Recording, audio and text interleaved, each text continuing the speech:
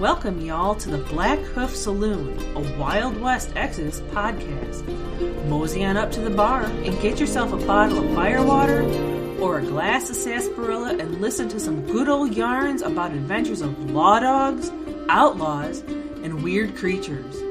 So set a spell, water your ride or your rider, and get ready to tune up your posses. This is the Blackhoof Saloon.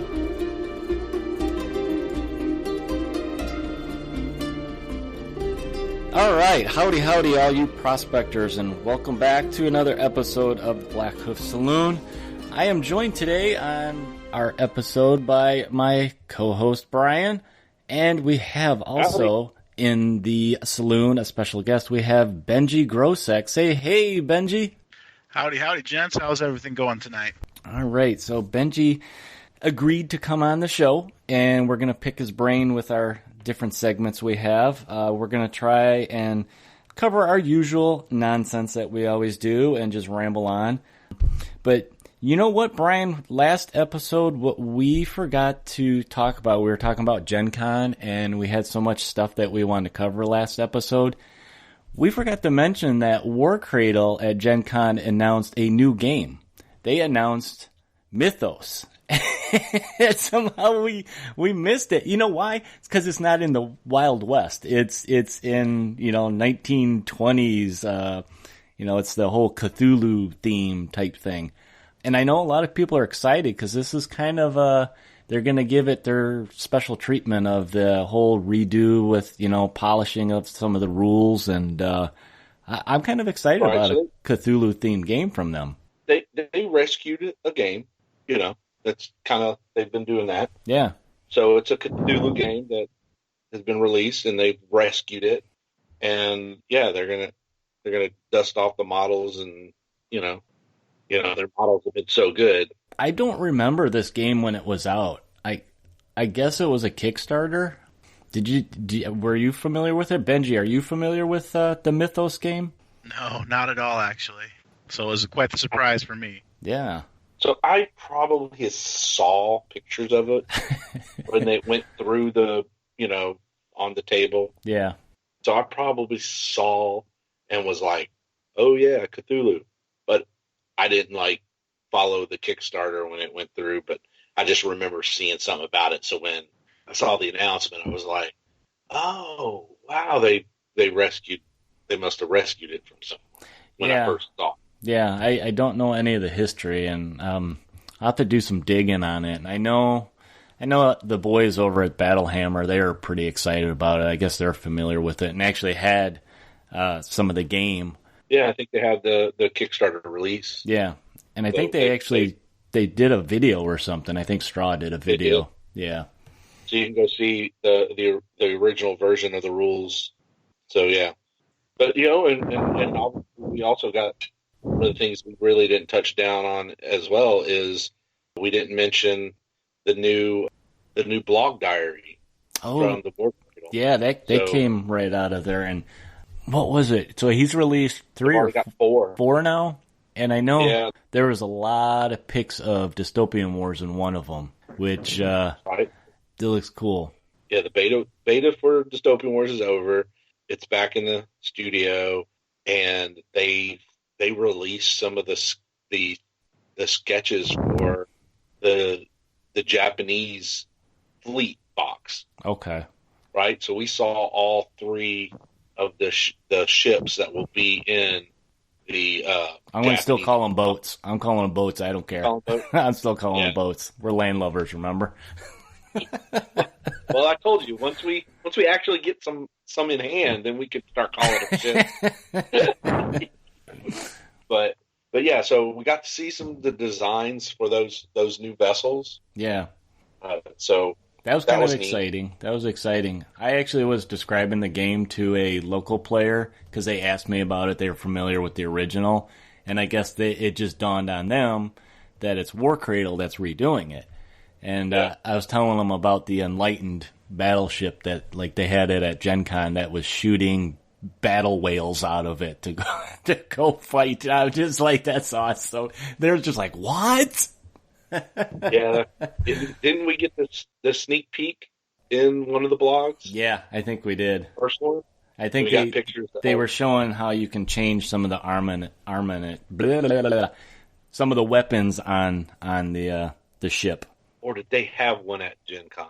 They had one at Gen Con. They had it, if I remember right, it was Enlightened and the Union were the two forces they had on the table. I, once again, didn't get a chance to demo it. You demoed it, though, at Adepticon, didn't you, Benji? Oh, yeah. Yep, I did. And it is fantastic. That got you hooked on it, right? Well, I spent 10 years in the Navy. So yeah, so I figured. I mean, you're a Navy guy, so you got to see what it's about.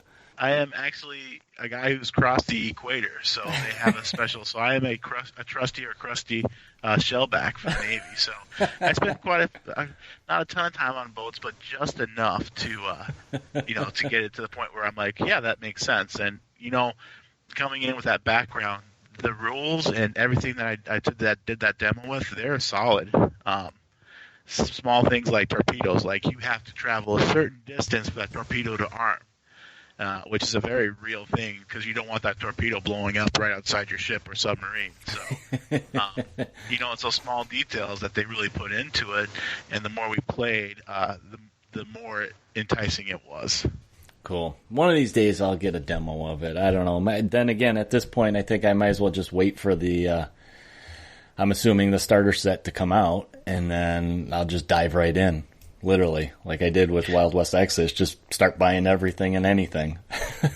Yeah, it'll be interesting to see if they do what the 2-player starter they're going to release looks like. Yeah, and obviously the big secret is the 2 factions, right? Yeah. What 2 factions are they going to roll with?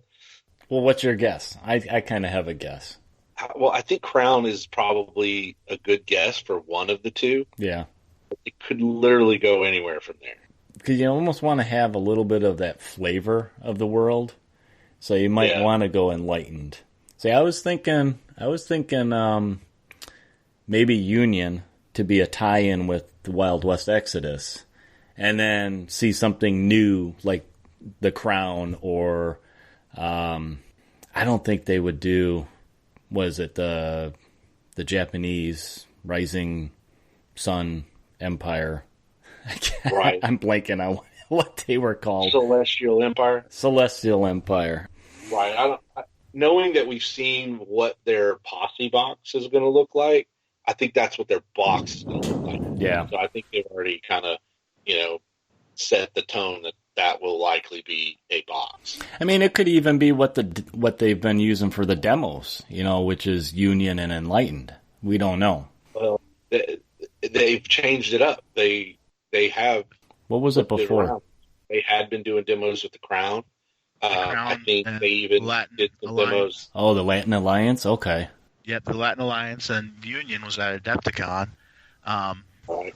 Man, you have such great picks there because you can either go with the Crown and the Union, and then you get that whole Canada-U.S. shipping trade lanes, like Stuart's talked about. Like this isn't a full-out war right away. Sometimes it's just, hey, let's go take a look and see what's going on here.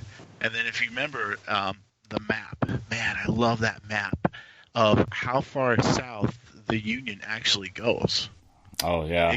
It goes down in South America. Yeah. Yeah. And then you have this idea of such a classic area between Latin Alliance and the Union in the Bahamas. I mean, that just screams pirates and sea warfare right there. So I'm kind of putting my money on Union and Latin Alliance. That would be a good one. Yeah. I mean, Crown and Enlightened. Yeah. I mean, some way to get that familiarity of Wild West Exodus, a faction in there, and then expand it by, oh, here's a new faction in this other part of the world, type of thing. But time will tell. I guess we'll see soon. Any minute now. Any day. Any day, yeah. Stuart also put out there that because of the delay of the beta for Dystopian War, Lost World Exodus will not release in 2019. I wouldn't think.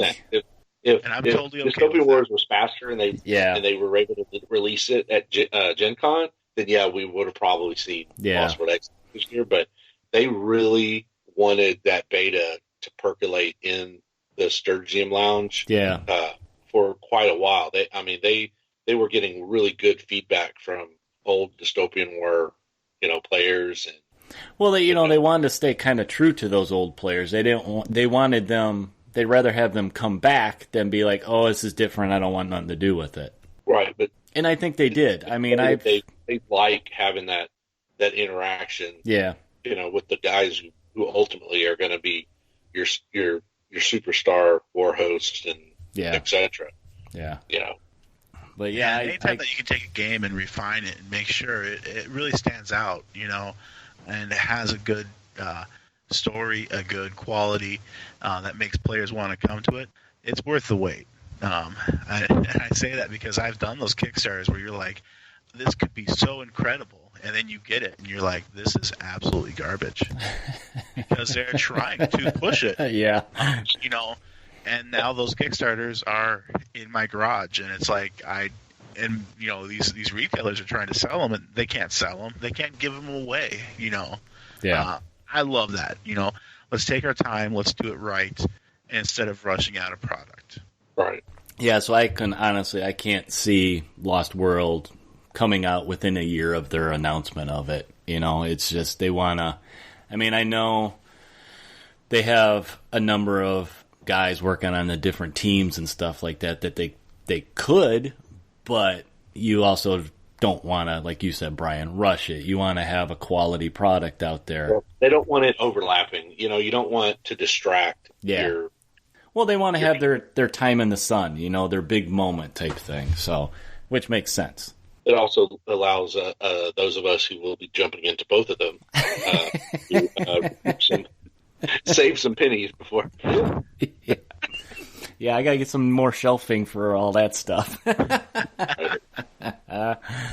know, because I was like, when I was describing what all I have been working on, some of these models I literally started last summer, and like when I got the Deadly 7, it released, I bought it, started painting it, but then within a month they had the Wayward 8. Yeah. So I bought it.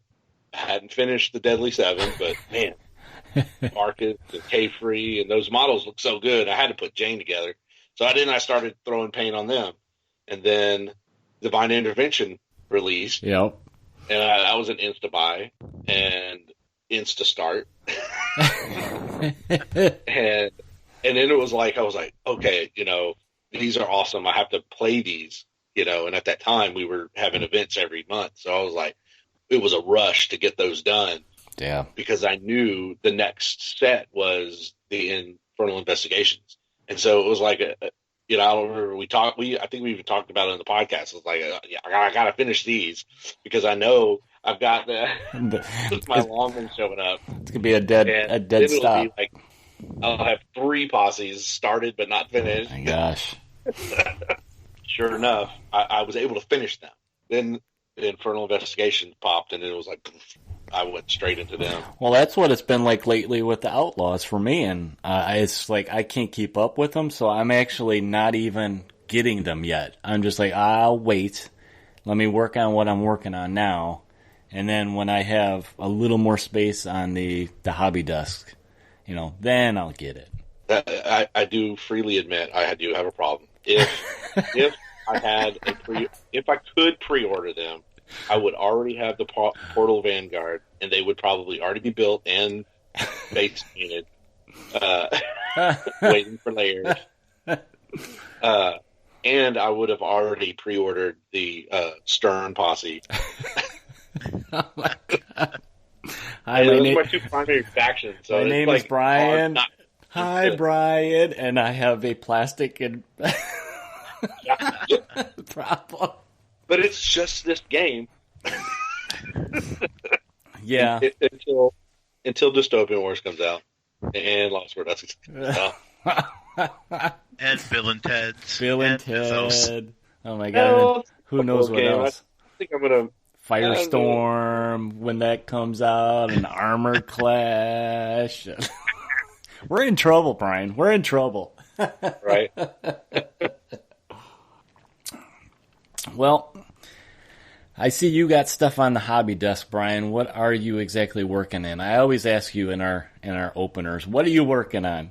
Well, in the process of getting ready for the commitment arrangement we have with Tom, I've been putting together his Infernal Investigations models.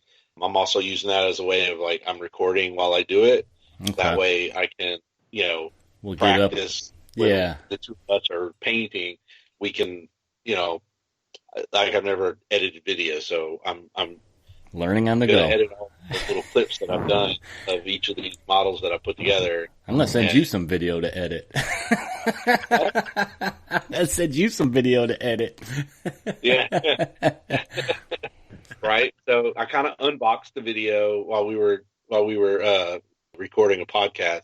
And of course I'm doing it I was participating with the podcast, so we were talking, but I'm like pantomiming with my hands, knowing that eventually, while I was showing these models to my phone, I would talk about them later, right? You had like two conversations going on, one that you were actually speaking and one inside your head.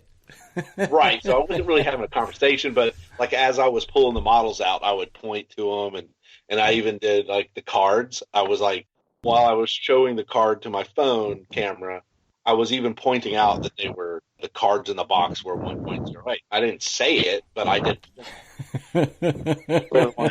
And so when I'm doing the video dubbing, once I've done all the editing, I can just I could comment then. Right? Yeah. So yeah, there was a little bit of forethought as while I was doing things while I was showing the camera. Well, I can't wait to see what you got, Brian. I mean, I'm excited for it. Actually, today I was actually thinking about an intro, since it's video. Yeah. What we could do to put together, the video, like intro to whatever I'm going to start doing on video for YouTube. So yeah, it'll be interesting. Although now that I do have my Blackhoof Saloon sign, I may just do a kind of like a video of my town. Yeah. And do like a fly through model setup and then have it go to the saloon.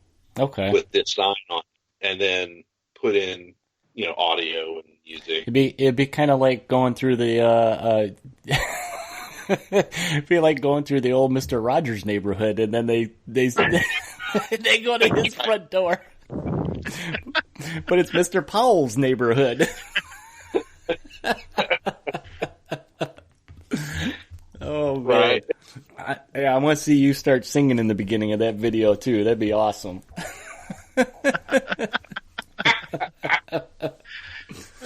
So, Benji, are you working on anything tonight? You asked me earlier, since you're a guest, you asked if you had to work on models while we recorded. Are you working on anything? I am. I was actually very fortunate to snag myself a Thomas Russell, so he's become kind of a linchpin in my new list building for my Confederates. So I'm actually doing some Dixie snipers right now. Okay. Because dude, Thomas Russell is awesome. Yeah, no, and he disappeared from the website, so I was like, oh, I might have missed him, but I was actually able to find one. And that, man, I tell you, with my local group and the train heist campaign, what I've learned from 1.09 for list building, you almost have to have a set of hands in your list now. Yeah. Our last game at our meetup, we did of the first train heist scenario where you're looking for the clues. I put together a posse that I actually pitched my hands out because I went for the juicy name guys. And I kind of think not having those extra bodies out there hurt me a little bit, because sometimes the numbers are better, whether it's shooting at somebody or just, holding down an objective. So I may have to tweak that back the other way and put them back in there and see what I can do. Kind of slim it down. I didn't have enough bases covered, basically. I didn't have the toolbox, so I was missing that one tool that I needed. Yeah, and especially when you have the elite hands, which are so fantastic. When you can say, okay, I can make the choice between a mass fire or a combined fire. That to me is really kind of a key. I just picked up the Core Corelli, or I picked them up at Adepticon, and like everyone else, I held on to them.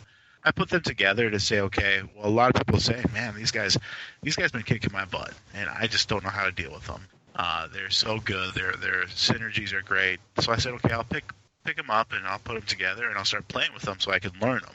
Yeah. And they are fantastic models. They have some fantastic rules, but to have the toolbox where you think to yourself, okay, I need enough to take care of the quick and the dead, and then I also have to have guys, ready to take care of those Core Corelli. And I did a while ago on one of my What Do You Think Wednesdays, I brought up how many hands cards are actually part of your glory cards. And, to go hands heavy is really giving your opponent a lot of opportunities to get a lot of glory points against you. But having one unit to limit how much glory your opponent can get off of you seems to be a well-balanced approach to say, yep, you know what, I need that Pierce. I need that hammer right now. And with Dixie snipers at 30 points a model and you're 18 inches away and you do have long shot and you can say, you know what, I have a unit of 5. I need to bump that Pierce up to 5 or 6 for that one perfect shot. Yeah, make sure you hit, which is something we were talking about, and make sure you hit. Do that with those guys, and then the rest is, you got some options then. Yeah, right. Yeah, and the nice thing about that you throw down a teamwork, and then you finish them off with Jefford. Well, and the other thing is that you bring up this new campaign, which is absolutely fantastic, is what I've found in my local play group has found is we spend more time playing the scenario than we do each other. Yeah. I think we were talking the other day, Benji, and we were talking about just maps and the scenarios, and we talked about how that's the third player in the game, is whatever the terrain is set up as or what the scenario is. And that's an interesting feature of the game, that it's not about putting your models out there and seeing who can shoot the fastest and kill the most the quickest. It's about getting those victory points and playing to the board and the scenario. Yeah, and even the small things like when you set up your force and you make those alternating deployments, you have the flexibility to not put all your armies up on that starting line. Yeah. I can go ahead and have the flexibility to put my screening units, my entangling units, I'll put them up front right away. But I might put these more important support bosses like Marcus Wayward, Ponce de Leon, because that treasure hunter or those things they bring to the game are so good. But I can put them back here and I can say, okay, let's hang out here for a little bit, but not too long, because then of course you have the new undercover rules, which is another thing to get those support bosses out. But I don't have to set my army up in a straight line at the deployment line. And I know my first action is going to be something different than, okay, game starts, shake hands, and I'm going to run everybody as fast as possible. Well, why don't we go ahead and move out of our banter here in the intro, and we'll go ahead and get into one of our segments today. So we're going to go ahead and take another look at some two epic guys that we're going to throw in the Smoke-Wagon Showdown, and we'll go ahead and get into that now, guys.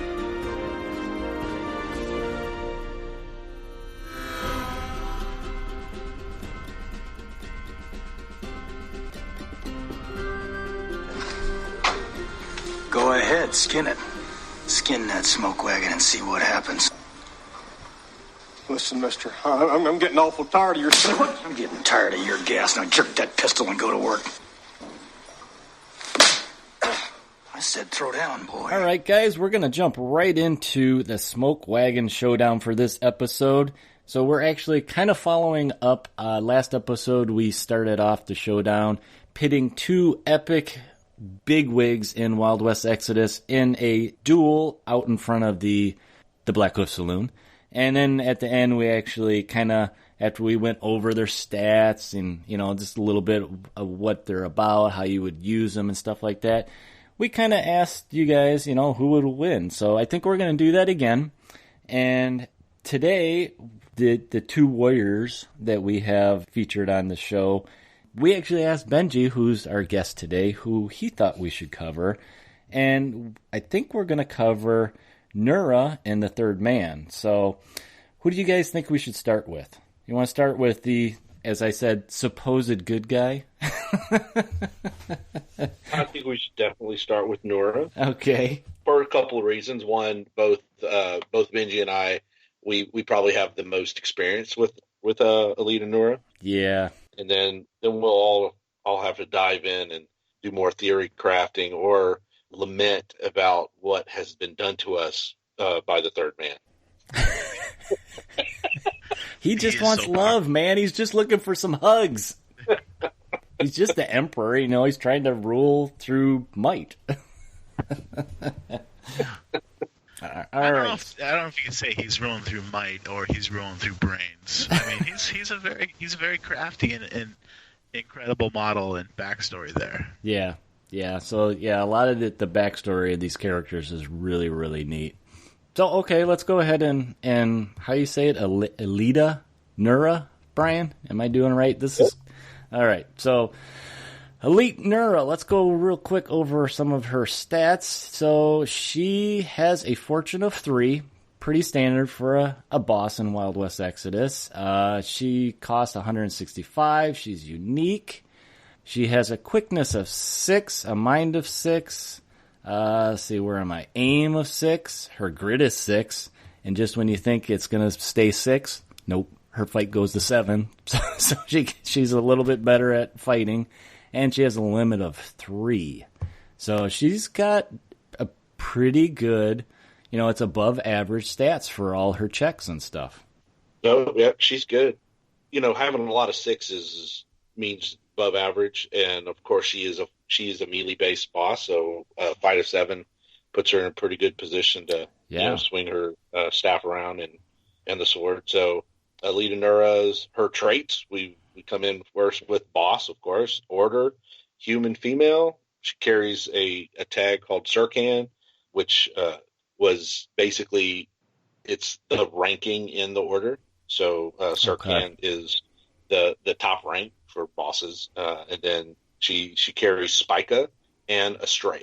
Remember, the way traits work, that means there are rules in the game that trigger based on her carrying those. Okay. And some of them will come up later when we dive into some of the things she can do. Hey, Benji, why don't you start listing off some of her common rules? All right, for some common rules, she has some of the core ones we see with a lot of bosses.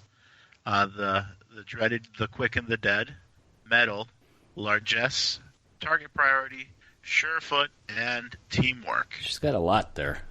She does, right. Which is good, because if you look at her weapons, she's got a lot of not so far reach out and get you across the board stuff. So yeah. Her common rules really play well to her play, or one of her play styles. Right. So since we're brought up the weapons, let's jump into some of those. She carries a relic blade, which has got parry and has the new critical for version 1.09 of fatal, which means her sword basically ignores metal. Okay. So, better hope you have something else. It has a range of 1 inch, which for melee weapons is pretty big, because a lot of melee weapons are just base to base. Yeah. So she can reach out a little bit further than most melee models. Most of them are base to base. You have to be base to base. So having a 1 inch on a weapon like that is big.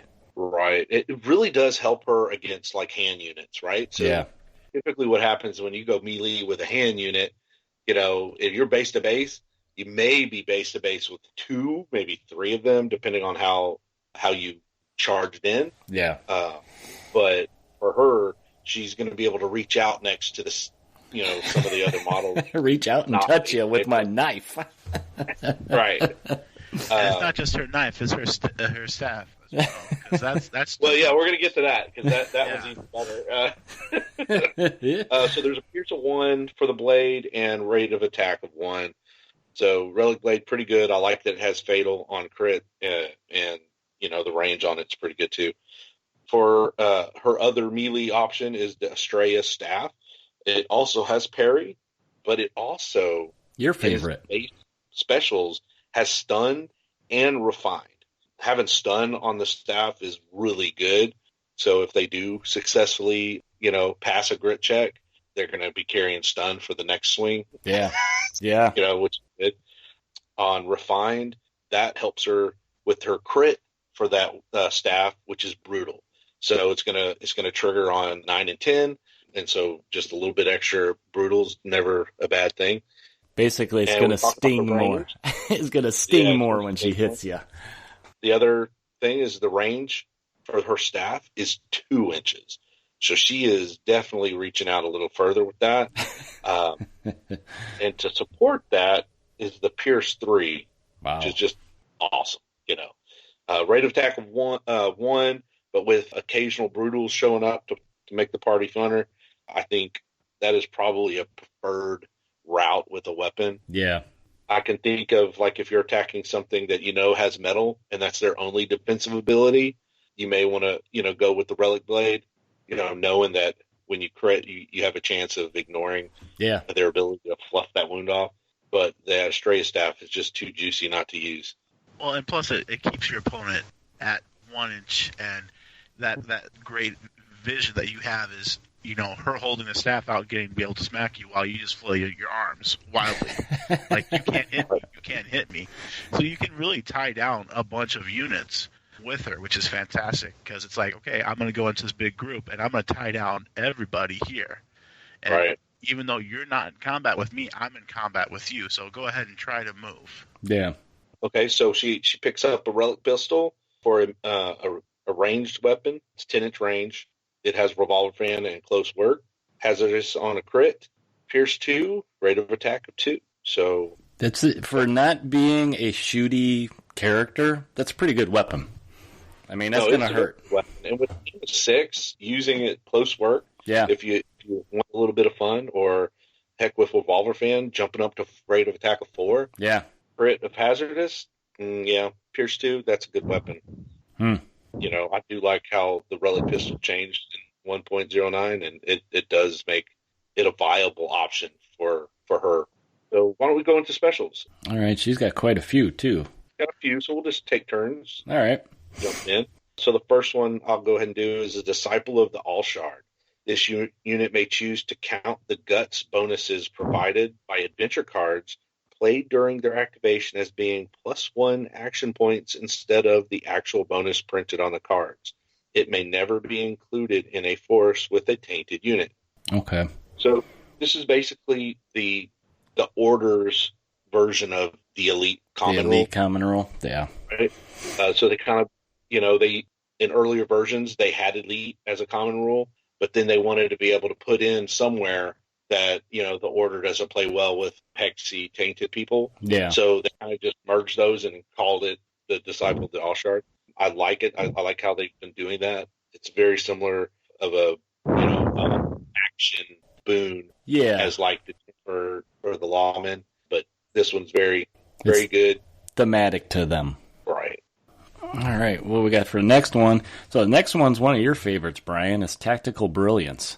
So she gains a +1 to reserve checks, and then once per turn, the unit, when activated, may spend 2 of her action points to look at the top 3 cards from either Adventure or the action deck and replace them in any order on top of the deck. This is something we talked about the last episode with the lawman, right? It's like a very big tactical thing to kind of have in your posse, because being able to manipulate that deck is really huge. So good.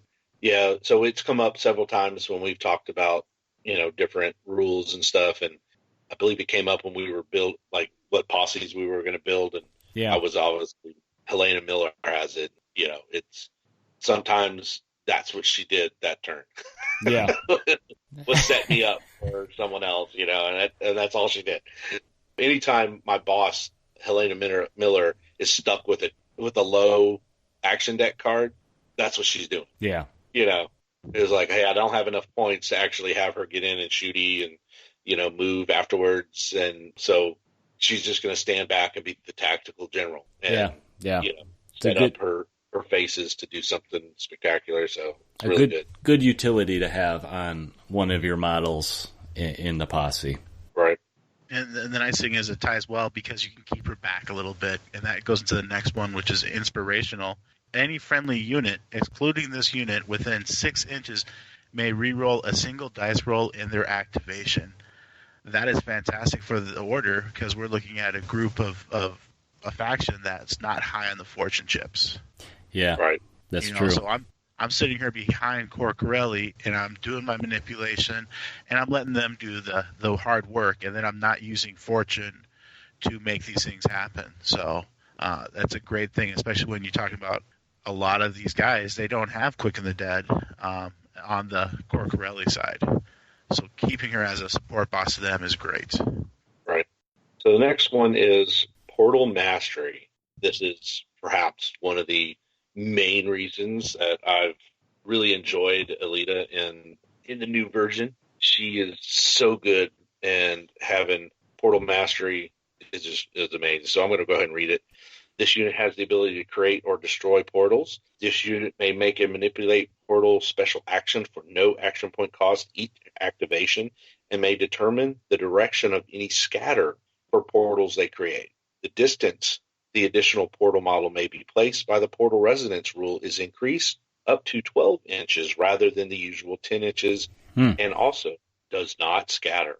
Man, between the last version and this, and one of the biggest things that I was hoping was going to get, some love from 1.09 was the portals. And man, they did. Oh, it's as if it makes the portal, it's not just for Nora or the Order, it makes all portal masters in all the different factions that they have them just able to compete, especially against like the Hex and the Warrior Nation, who in the last, card update got a huge boon from the rewritten rules for them. So it definitely now evens the playing field quite a bit.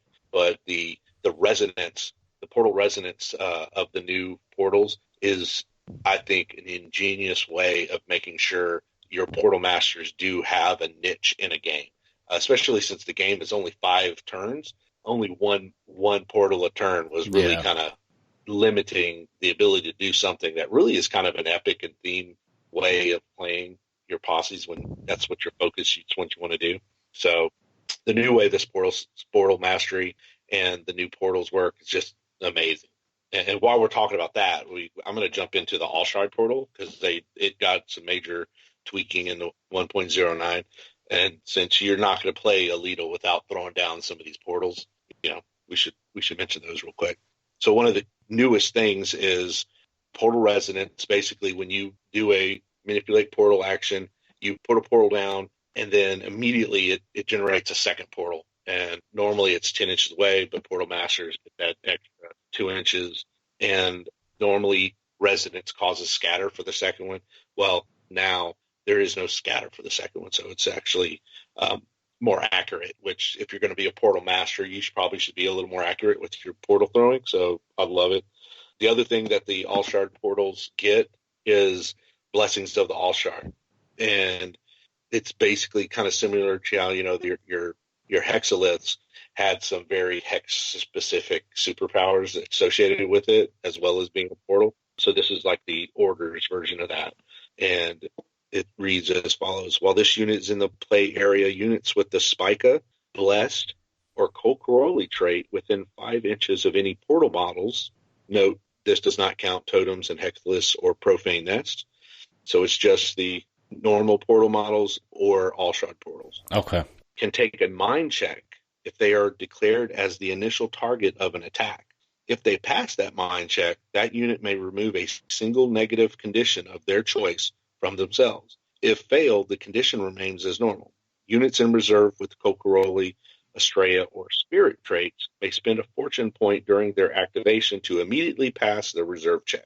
The summon unit must be deployed in base contact with the model of this rule and is available to activate as normal this turn, though still count as having made a reserve move action. Okay, so like the condition is a condition that's already been on that unit, right? Not one that just Like somebody shoot at them, oh, they're stunned. Not that one, but one that's already been on them. Something that has happened already. Okay. So say, during your activation, you shoot one of my Kokroli, a Spica, or Blessed, which we may see later.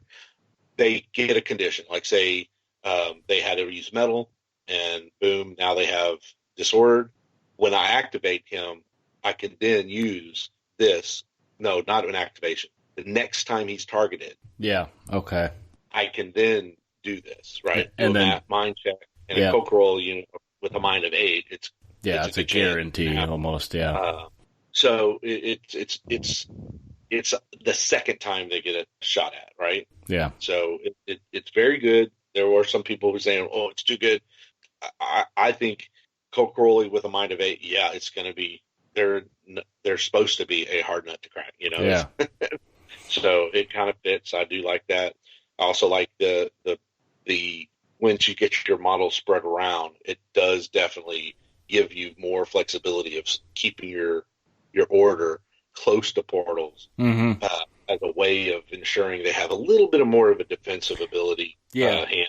It's that delicate bubble that if as an opponent, if you can get them out of that bubble, you'll have an easier time cracking that nut. But if they're kind of dug in by their portals and you just rush in there, it's going to be hard. It's going to be a hard battle. The one weakness that the Kokroli have, and people really need to remember that when they build a posse, if they're going to be going against the Order, is blasts and templates. Yep. Something I always forget to build into my posses because I just want to go in blazing. Especially if they're linking, they have to stay within 5 inches of the portal. They're going to be kind of bunched up, close together. You're bunching up, right? Yeah. So just makes blast and templates. Always remember that. Or don't when you're playing my Order. You gotta shoot the portal too. You can get rid of the portal. Yep. Yeah. Exactly. But and some people forget about 8. That's going to take a little bit of punch to get through that grid of 8. Well, I think that's what I think we talked about, that mass fire or combined fire. Yeah. That's why hands have gotten better. All right, she's got one more special ability. Who wants to? Benji, you go ahead and take it. I haven't been hearing from you lately. Oh, okay. Yeah, sounds great. She has Forward Echelon. As long as this unit is within 3 inches of 2 or more friendly non-disordered hands models, this unit and the hands model gain +1 grit. This unit may go on lookout for a cost of 1 action point, regardless of how many combat actions it has made that turn. That's pretty. For a grit of 6, that is great. Yeah. Oh yeah. Get a couple people around her, a couple of the Spica, and she's going to be a little bit tankier or stay along a little bit longer. Oh no, it's great. And what I like about it is it's not just for her. She's going to throw it out to the hands units as well. And then if you have those hands that close, you're automatically getting that 6-inch inspirational reroll. So Yeah, right. A win-win situation for this.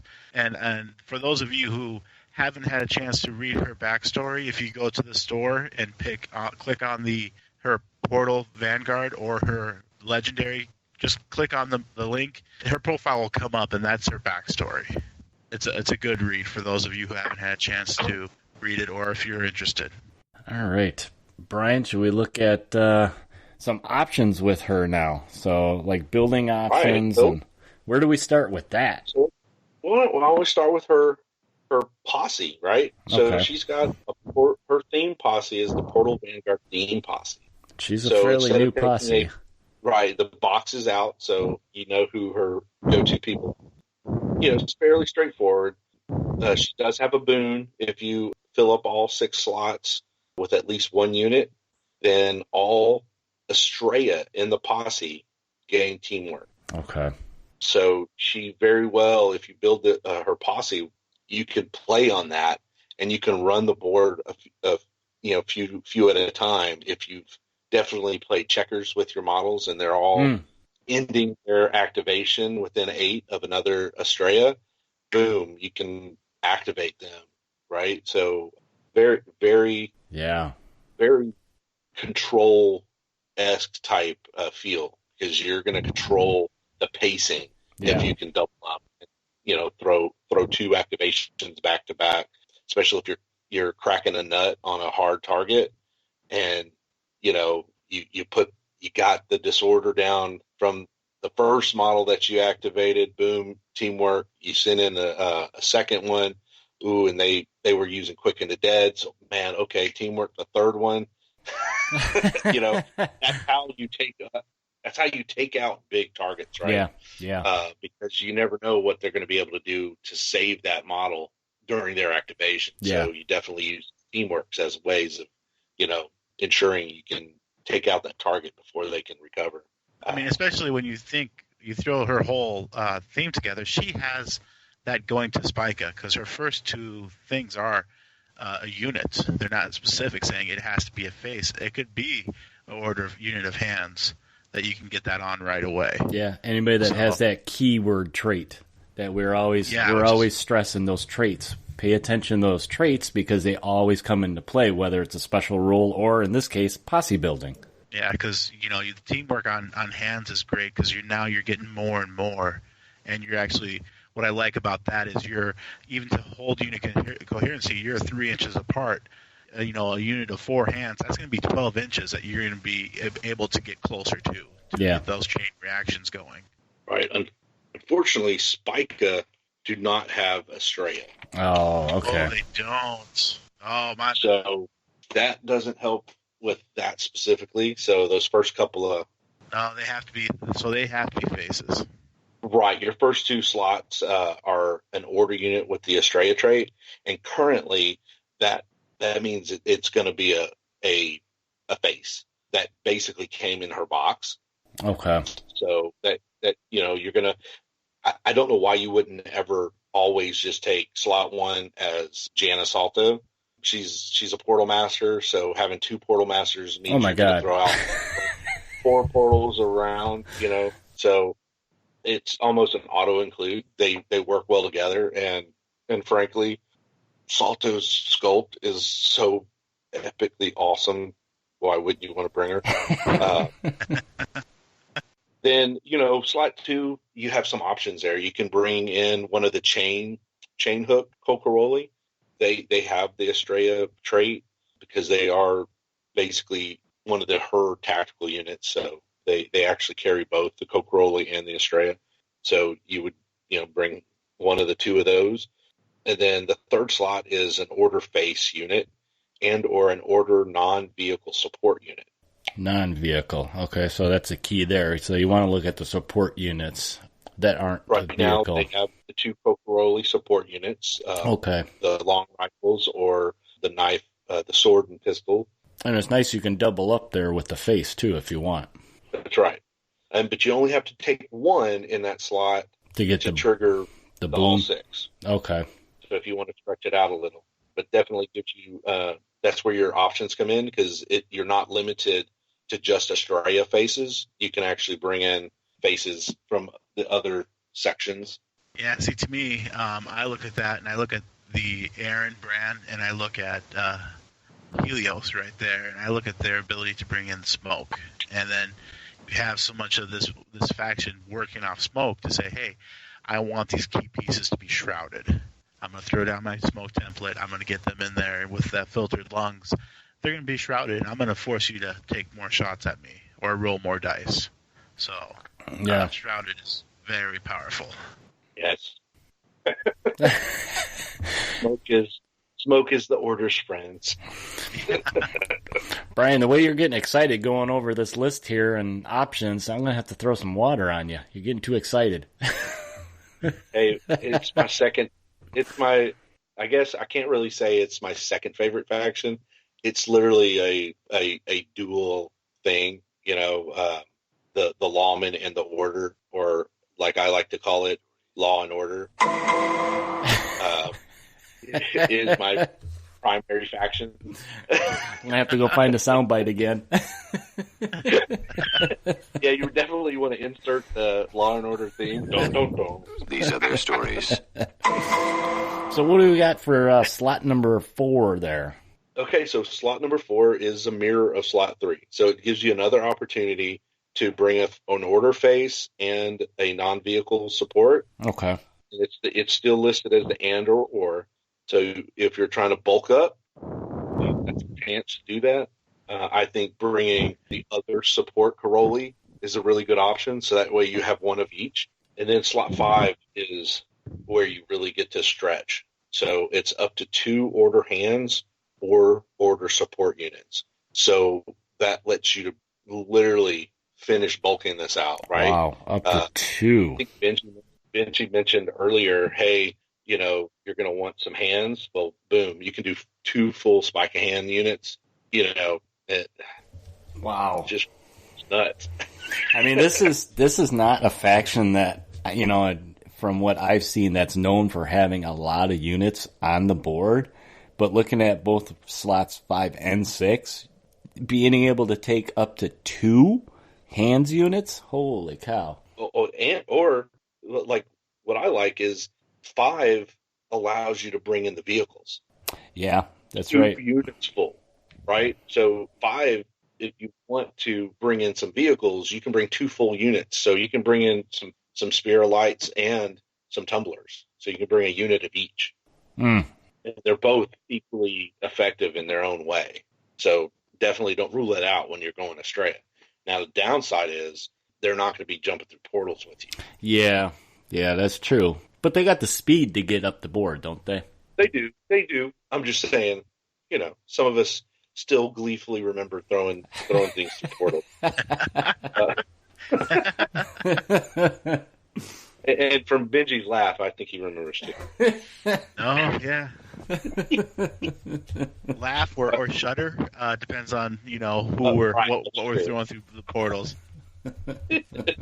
Okay, so slot 6, we kind of already hinted at it. It's up to 2 order faces or order hands units. So again, if you want to go full in to some spike of craziness, you can bring 4 units of spikers just to anchor your portal vanguard. You see me shaking my head, right? Just like, good God. But what a fortune-starved posse. Very true, yeah. Yeah, that is very true. This is where you're going to be leaning on her ability to give you that inspirational reroll. Because with 3 fortune, man, that's just not enough to go around. That's going to go quick. Yeah. That or you're going to be burning through those adventure cards that give you the +1, +2, grant some booms and the different checks that you may need. But, man, that still scares the hell out of me. And to me, she screams, let's get Ponce over here with at least one of his theme posse to give us that treasure hunter. Oh, geez, yeah. So this is kind of like what we were talking about last time, Brian, is looking outside the box. Yes, definitely. So she strikes me as either a support boss or a very assaulty boss. You can pick and choose what you want to do with her, which gives her that flexibility. I could see her filling both roles in a 2 posse force to say, hey, I'm either going to stay back here or I'm going to be up front. Yeah. So I think tactically she fits well in the mold of supporting your theme, right? So with the posse vanguard, your theme of what you're doing with her posse is very important with what you're going to end up using her for. So if you're going to go face heavy, you team her up with at least 2 faces, right? One on either side, flanking her, because it still gives them the flexibility to not both be on the same target, but then she can be supporting them with the inspiration, but then she can also help with put portals where they need to, so you can get them to where they need to go. And then they'll be able to teamwork, right? So with the faces, she's supporting faces, obviously your tactics are going to lean towards, hey, we're going to be teamworking, the 3 of them, but you're also going to be able to give them the inspiration. The flip side of that is if you're going to be grabbing those hands at the end of her posse, you team her up with between 2 hands units, and you do the same thing, except now you're supporting hands, and so you tactically are going to be things. You're not going to be able to do the teamwork with her and then the 2 hands units. But like Benji said, you're going to be supporting her hands units with those inspirational free rerolls. And I think at that point, depending on what you're doing with hand, she's going to be more of a tactical brilliance, here and there. You get the extra action points. And then you would take Salto as another prong of Portal Crazies with a few faces. So you have those faces will be doing the teamwork end of your tactics. So I do like the idea of remembering, the two conquistador options. Yeah. The themes they have definitely play into helping. Obviously, if you're going to go for a teamwork focus, you got to go with Callista and her mounted units because they all have teamwork. Yeah. Yep, you get some speed there. You get some hard-hitting units there. Yeah, definitely. And who doesn't want to throw the bomb of Antioch?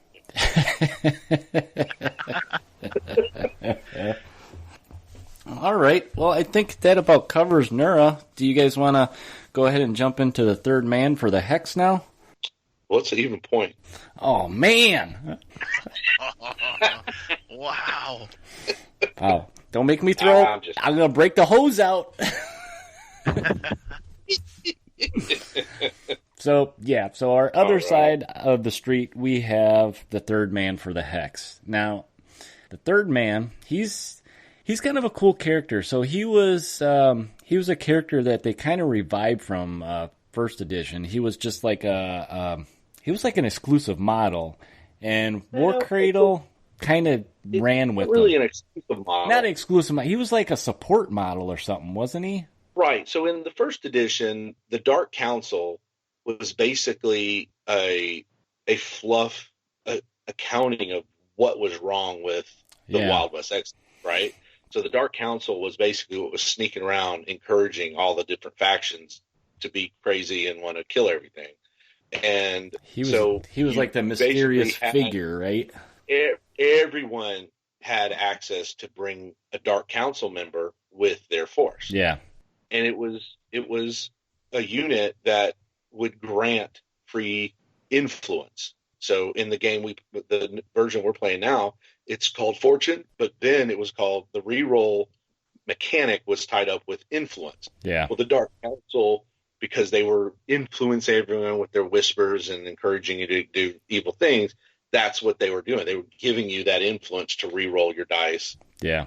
So that model was a prolific model because in the Kickstarters, you all got one every time you bought a posse. So and he was like shushing you, wasn't he? He was like, shh. I love that model. He was so neat. That was actually that was the revision. Okay. The original, he was standing with his hands clasped behind his back. Okay, that's right. Guy, right. And then they did a model of the month where they were like, hey, the hood is down and he's wearing a cowboy hat and he's shushing. Yeah. He's got one hand behind his back, but the other one is shushing. So that one is more of an exclusive because you had to buy it as the $5 a month club model. But then in the new version, when War Cradle took over, they made the Dark Council a faction, right? Yeah. Yeah. So they merged the Dark Nation into the Hex, and it lumped in all the different weird, creepy things, and they created the Hex as one of our options to play. So it no longer was a behind the scenes aspect of the darkness. Yeah. Blood faction that you guys can really explore all the nitty gritty, gross, monstrous stuff. That's a little behind the curtain look at the third man, or say under the robe. Whoa. Hey now. Say you were Scottish. We're getting a little too intimate with one of the most powerful bosses in the game. Yeah. So good. Okay, so third man, right? So far we have not seen an actual name, so he's kind of an infamous guy. So here we go. 4 fortune, so it's a little heavy fortune for most bosses. Cost of 180. He's unique, so you can only bring him once. His traits: boss, hex, human, male, and tainted. Yeah, he doesn't have a whole lot there. Pretty basic, simple. Does he need it? No, I don't think he does. Now, what does his stats look like? So he's got, he got a quickness of 4, so he's not very fast. I don't think he needs to be. He's more of a manipulator, so that's fine. He has a mind of 8. That's big. That's really big for some of the stuff he does, and we'll get into that. He has an aim of 5, a grit of 5, a fight of 5, and then he has a limit of 3. So he's kind of all over the place with his stats. But I don't think they need to be high, you know? No, I mean, the mind of 8 makes complete sense. Yeah. And that should be where he is. And the 5s all make sense. I mean, he's a little old dude walking around. So, I mean, where he shines is not in the cylinder. So, yeah, let's jump into his common rules. Common rules of metal, largesse, target priority, and shrouded. Yeah, we kind of mentioned shrouded when we were discussing some of the order tactics. Shrouded basically forces any fire, like shoot, attack, any targeted reroll, shoot right? action. Yeah, you got to reroll, and I think that's a common thread that you'll see in a lot of the Hex faction, because I know, like, you look at the Dark Nation, a lot of the Dark Nation characters have the shrouded rule.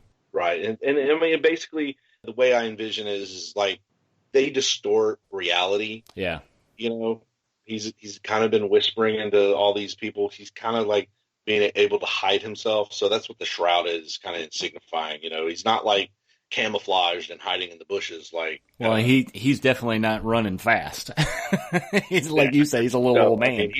I mean, he's kind of like the Brainiac bending reality, and you're not really seeing him clearly. So you're definitely gonna have to reroll those shots. So okay, so he's 4 deep in weapons. They're all shoot attacks. He's got some options. And so that's one of the difficulties about playing the third man is he has so many options.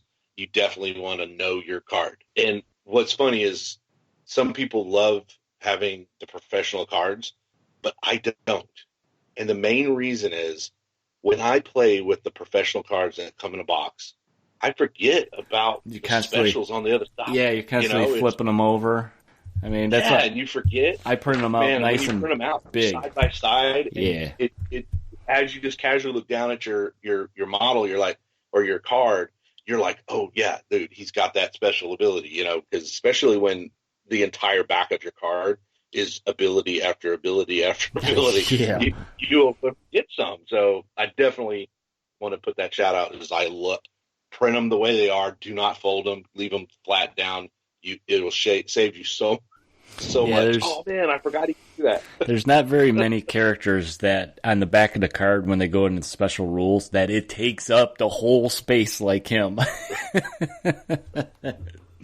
All right, so the first weapon, what do we got there, Eric?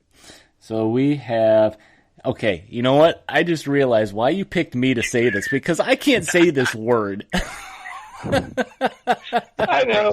I'm sorry. I knew that. He's evil, is he not? Are you sure you're not a Hex player? Hey. So we have the Tenebris Shroud, which is a blast. There's no way I would have said that. Crit lethal. It's a range 8, pierce of 1, and a rate of attack of 1. And again, that blast is great for anybody going up against anybody with a Quick from the Dead. Yeah. The second weapon is a Shadow Portal. Another portal weapon, complex, and it has a crit displace. And that's going to be a range of 12, pierce of 3, rate of attack 1. And then he has Necrotic Breath, which is hazardous, torrent, and engulf. And that's going to be a pierce of 2 and rate of attack 1. And then one of my favorites to get thrown at me when I play my local player, he always throws the Hex Bolt at me, which is going to be refined, shred, and crit lethal. That's going to be a range of 9, pierce of 2, but a rate of attack of 3. It's a lot of dice he's throwing at you. Right. So remember we were talking about the Order, and one of their weaknesses, you know, is blasts. So that's what the Tenebris Shroud is, why it's such a good option for him, right? Because the Hex Bolt is perhaps his best, but depending on who he's near, yeah, you have that option of using a blast. Yep. You have Nura hanging out with her hands units, and they're hanging out real close to get to forward echelon. Blast them. and you're hitting them all, right? They're too close to that all-shard porter. Boom! You know. And also with the shadow portal ability, it gives him the ability to create portals, right? So that's another thing. Like if you're not paying attention, that's it. Yeah, you can still use it as a weapon, and it's a good weapon. Having displace, if you got to move someone out of the range of something, right? If they're too close to that all-shard portal, all-shard portal, bump them away from it. Pierce the 12 inches. It's a really good option for him. But it allows him to actually do a manipulate portal, which a lot of people also forget. Manipulate portal is create or destroy. Yep. So it works both ways. You don't technically have to, open one, but you could take one away. Right, and it's not. He doesn't have to roll a fight attack or an aim attack. No, it's using his mind, which is 8. Yeah. That's nuts. But unfortunately, when you look at all these weapons, we're all looking at things under 12 inches. Which, if you're taking the average quickness, you're taking this guy, if he's using his weapons against you, he's within most people's charge distance with one action for a move and one for a charge. So he's, for him to be using these weapons, he's got to be up close to you a little bit. Yeah, so he may have to use that portal or a hexalist to basically get across the board. Right. And then it goes into some of his special rules, because that's where he shines. The risk of being out there can be mitigated. So perhaps one of his most deadly specials, the Dark Council. Remember we described what that was earlier. So here's basically the in-game effect of the old Dark Council. You may deploy a single hexalith during deployment for each unit with this rule in your force. For one action point, this unit may select a tainted unit, friend or foe, within 8 inches. That targeted unit must make a mind check. If the check is passed, nothing happens. If the check fails, a model in that unit, or the entire unit, if it's friendly, is compelled and must immediately make an action of this unit's choice. This is a free action, which cannot be focused or use fortune. For the duration of this action, the compelled model counts as a friendly unit to this unit. You cannot compel models with the automata, structure, or legendary traits. All right, so he's doing like some of the Jedi mind tricks on people. That's right, man. He's influencing the target, and it's friend or foe. Obviously, friendlies are a little better because you can do the whole unit. Yeah. Say you have a hands unit that you want a second activation, basically, or a second attack that finish off somebody. Yep. Just reach out. Or help him move up, maybe, as, support for him. And it's really one of his most powerful things. And for one action point, it's a no-brainer. You're definitely going to be doing this, as often as you can, because who doesn't want to attack someone else? It's really fun to make your opponent's faces turn around and shoot his own guy in the face. All right, so what else do we got? We got Impervious, which is one of my favorite with him. The unit ignores the fatal quality and negative piercing modifiers when taking grit checks. That's pretty. Wow. That's, yeah. We were talking about his specials can help offset the fact that he's got his butt in the wind in the middle of the board. He does have short range abilities, right? They're all under 12 inches, and the 12 inches is out there by itself, really. But his main is 8 inches. Yeah. For his Dark Council compel to happen, he's got to be within 8. 8. The Shadow Portal's within 12. And without Quick and the Dead and only relying on metal, this really works well. But it's also one thing that you don't want to get him out there for a lot of shots, because you're looking at a 50-50. Right. If you're going to ping this guy with a couple of hands units, this guy's going to go down just by the rules of the dice. Right. But the next ability, whenever this unit successfully destroys an enemy with his leeched ability, this unit may select an attribute from the destroyed unit's card. This selected attribute replaces the same attribute on this unit for the remainder of the game. This unit may only have a single attribute replaced using this rule. If another attribute is later changed using this rule, the previous change is lost. Man.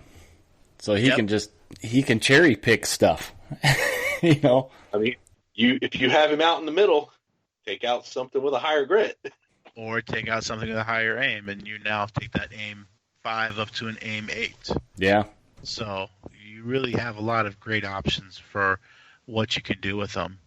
The grit one goes well with the Fate Weaver, which is his next ability. Once during their activation, this unit may spend an action point to look at the top card from either their opponent's adventure or action deck, and they may discard that card or return it to the top of the deck. Man, right there, you can ruin somebody's day. It's the flip side of shrewd tech strategist. It's great. I love it. I remember reading that rule for the first time. I was like, yes, because I love the card manipulation ability. Yeah. And that's just me, right? Yeah. Oh, yeah. Well, especially if you're playing with him and you're playing in a way that you're out activating your opponent. Now, I'm going to wait till all your activations are done. I'm going to look at your card, and I'm going to know what your initiative draw is going to be. And if I have anything else I can do to manipulate my initiative draw, I can go ahead and do that, because he for what his posse brings, you can really fill the board really quickly with a lot of inexpensive but still deadly units. Yeah. Yeah, that's bad. All right, I'll jump on the next one. So we got Node of Power. So this unit regains fortune chips up to its starting value at the start of each resolution phase. Furthermore, this unit may allow a friendly unit within 10 inches to spend fortune chips from this unit as though they were their own. So a lot of fortune there to be going around there. That's always useful for rerolls and bumping up grit checks. I really love this one because it's a friendly unit. So if you're going to play him back, and I'm going to go ahead and put a big, heavy shooting unit right next to him, or even another boss, I'm going to set him back, and I'm going to let that other person go ahead and take from him what they need. Yeah. Right. So that's great. What this does is it encourages you to bring another boss or posse, because the Node of Power is share fortune to friendly instead of posse. Largesse is share your fortune with your posse. Mm-hmm. So when you bring another posse, bosses can't cross posse share. Yeah. But the third man can with Node of Power. It doesn't matter as long as it's a friendly. So anything you brought, like say you brought like a Bytel. I'm gonna throw a couple at you. If you brought Vorket, who doesn't have a fortune stat, and then now you're using Vorket as the third man's bodyguard, and you're talking about a guy who has all these fantastic attacks, he would be a great one. Or if you're gonna hide in back, put him right next to Locas. Yeah. Let her shoot up that that oncoming force. And she's got the range with that double Gatling gun. Right, but those are faces. Are they? Okay, I know what you're saying, though, Brian. They could be in your posse. So, what you're saying is a boss who really doesn't have a way to get more fortune than what they start with. This is a way to do that. Well, yeah. Okay, so say you build a posse, you bring in third man and his posse, but now with the new cheaper cost, you have an option. You're not at 1,000 points, and you want to bring something else. You can bring another posse, right? Yeah. And maybe that boss was an underboss, mm-hmm. and underbosses tend to have only 1 or 2 fortune. Well, he now can use through Node of Power. He can use the fortune from the other boss, which you can't do. No one else can do that. Yeah. But if you have 2 bosses and 2 posses, and you want to use your out of fortune from the boss of that hands unit because of the Node of Power, because he's a friendly unit, he can, as long as he's within 10 inches of the third man, he can use the other boss's fortune, which you can't do. But with Node of Power, you can. So that is so huge, because it's like you bring any other dual posses with 2 bosses, you have to be able to segregate who's using what fortune. Yeah. Yeah, and the thing is about one of downsides of when you bring up what we can bring is when you look at his theme posse, he can't bring their Carcosa, Dark Nation, or Nzambu. Right. So getting those guys, which are historically fortune starved, getting them a pool to pull off of, that's fantastic. Right. You have him nearby, and they didn't have access to some. Because even if you're pulling, just one or two to get Vorkhead going, man, that thing's a beast. He's hungry. He is hungry. All right. Well, we got one more left there, Brian. So this one, I like this one too. Embrace the Hex. For one action point, this unit may select a target unit, friend or foe, within 8 inches. There's that 8 inch again. That target unit must make a mind check. If the check is passed, nothing happens. If the check fails, the selected unit is stunned and gains the tainted trait. So that's a way to taint somebody and give them a shot of, when they go down, coming back. Right. Well, yeah, you're throwing stun on them, so it's already going to be easier to do that in the next go. But then you're creating the off chance of then having that effective unit return as a tainted hex beast, and it gives you the ability almost. I mean, it's a rare chance, but if they crit fail that save, gives you that hex beast. Yep. But it also gives you the ability to Dark Council them. So if you have an opponent who doesn't have that tainted rule, you now bring your own ability to take over their models. And what a big insult to the Order than to say, hey, you're Corcorelli, which this would be very difficult. I'm going to go ahead and taint them and then Dark Council them against you. Right, because they can't use the compel in Dark Council against non-tainted units. So it gives them the ability to correct the problem when they're fighting a non-tainted posse, right? Because I usually play non-tainted posse. My lawman posse, I don't bring, I'm not bringing Virgil, so they're pretty much none of them are tainted. Well, the Hex has a way around that. Yeah. And we're not looking at bringing in another model. We're looking at a solid model that has a good fortune base that you can buy those extra abilities. If he's standing still, you're looking at 1, Embrace the Hex, 2, Dark Council, and you still have that third, limit to move away or do whatever you need to. Well, you have to remember, limit is for actions, and some of these special abilities aren't action.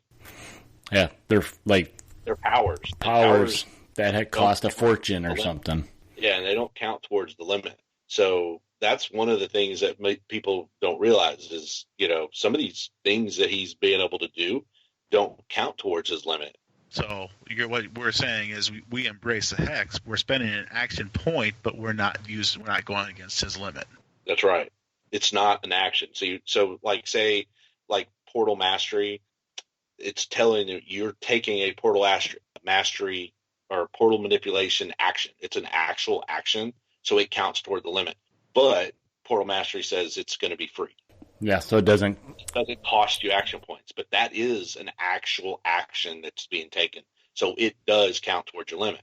But when during the activation, spend an action point to look at the top card, that's not an action. That is a special ability, and it can happen regardless of how many limits you've already used, right? So he can already have moved, and he can already have shot. If he still has action points, he can Fate Weave, he can do Dark Council. I mean, that's why he's so good. If you could, so the people who want to reach into their iPad or whatever they're listening to this on, before they hit back 15 seconds, can we go ahead and repeat that one more time as why he's so good and why you're not, hurting his limit is because all these things aren't going against his limit. Even though you're spending the action points, we are not touching his limit. So right. We're spending action points, and we can still take our shots. We can still move. That's right. The key words mean things, right? So it has to be, you have to be taking an action. So we know what the actions are. Some of the abilities their abilities. They don't count towards your limit because they're not actions, right? Yeah. And the limit is about actions. Just because you're spending an action point doesn't mean it's an actual action. Hopefully Otherwise, everyone's following along. You couldn't dash. Can I just make some X's for the hex? Yeah. Just that good. Yeah. And what's bad is when someone doesn't know him. Yeah. Right? He can really blindside a posse with all these. Or not know what he can do. Yeah. Because there's so many special abilities here. And really, the biggest problem with the third man is the lack of resources to do all of it. Yeah, yeah. You won't have enough. You just won't. So that's definitely something to think about when you're posse building with him, is to try and build in models that will help him towards those resources. Right. So, the 4 fortune is great, but it's important to pay attention to when he regains his fortune trips. Definitely, if you are lucky enough to get the adventure card with the cog. Yeah, the refresh. All of that stuff makes him be able to do multiple of his abilities, because it's almost impossible. Think about it. You draw a 3 action card. Yeah, it's going to go quick. You're not going to be able to trigger all those abilities, right? The 5, hey, much better situation. Now you can burn your fortune to get you a couple more action points, but because those action points compound, it'll slow you down, right? So yes, all those abilities don't count towards your limit, but where are you going to get the fortune? Yeah, so he's limited in that sense, right? And he doesn't gamble, so he's not going to get an ability to, hey, this 2 is not good enough. I want to try to get another one. So that leads into the great question: where are you going to get the extra fortune? And when you look at his theme posse, he is going to have a lot of great things in there that he's going to be able to bring. And the one that we have to look at is, you may deploy a single hexalith during deployment for each unit with this rule in your force. When you bring in these hexaliths, they have that ability for you to pull their fortune away from them. Yep. So that's one of the things. Where can this posse get more? His box set only comes with 1 hexalith model. So you're going to be forced to create a bunch more, because just bringing his posse box alone, you're going to be able to throw down 5. Yeah. So that's 5 fortune right there. And they're sitting out there ready for you to pick. So going into what his posse is we're looking, again, I talked about this earlier, if he fills it out, any unit in this posse gains a shrouded rule while they are within 6 inches of a hexalith. This posse may not include the Carcosa, Dark Nation, or Nazambu traits, and the third man is only the boss. And we're looking at, first lot, we're looking at Megan Wild and up to 2 hex hands units. So we're getting those hands units right away, which is great for where we are right now with this game, is getting those hands out quick and early. Second one, hex hand unit and or a non-vehicle hex support unit. Third, a unit with a Dark Council skill or a hex hands unit. A lot of hand units. Yeah. Number 4, a unit with a Dark Council skill and or a hex hand unit. Again, that and or is great, because now we're adding more hexaliths, we're adding more activations, and we're letting this guy wait to the end for him to do his manipulation. Number 5, a hex face unit and or a non-vehicle hex support unit. And number 6, up to 2 hex hand units and or hex support units. Man. So every single slot was an and or. Right, and hex hands in there. Yeah. So, yeah, I think slot 5 is the only one where it doesn't allow you to bring in hex hands. Okay, so when you see hex hands, that doesn't just mean the hex beasts. It means, the hex versions of the bandits and hex versions of Union troops. Yeah. So those tainted any of guys y'all who have more than one faction, that's where you're going to get some of those models. But it's definitely, hey, these are the fallen soldiers from somewhere else, and now they're fighting for the third man. So, buy up some hands. Yeah. You'll need them. And that's a fun part when you get to modeling is you can say, okay, I can grab one of the old Outlaw hand boxes, and I can then make them my own Hex version. Yeah. And especially if you grab the Hex Gunman, you're looking at a unit of 3 to 10 for 25, per models. We're looking at 75 points per unit. And we're mass fire, mass melee with, great ranged weapons. You're going to be able to out activate your opponent and have a lot of good board control. Yeah, that's when you start playing that numbers game. You're going to be throwing a lot of dice out there, and then with all those different abilities and manipulating, it's going to be frustrating. But it's also going to be frustrating that it may be overwhelming to play this posse because of all those special abilities. But man, is that going to be fun? Oh yeah, and then it's just, to me, I love the idea of him having everything shrouded, everything in place, and then everybody making those jumps through those hexaliths. Yeah. My local player, he plays this, and he plays it fantastic. And when I think of him, I cringe. I absolutely cringe because there are things in this that you're like, okay, I'm going to ignore this one thing. But you have Creature, which comes with it, and his whole thing is, I'm going to, within 4 inches of the boss. He's there to stay near the boss. And then, of course, he can swallow something whole. Yeah. So the whole posse has such great character, and you can add more as you go. Yeah.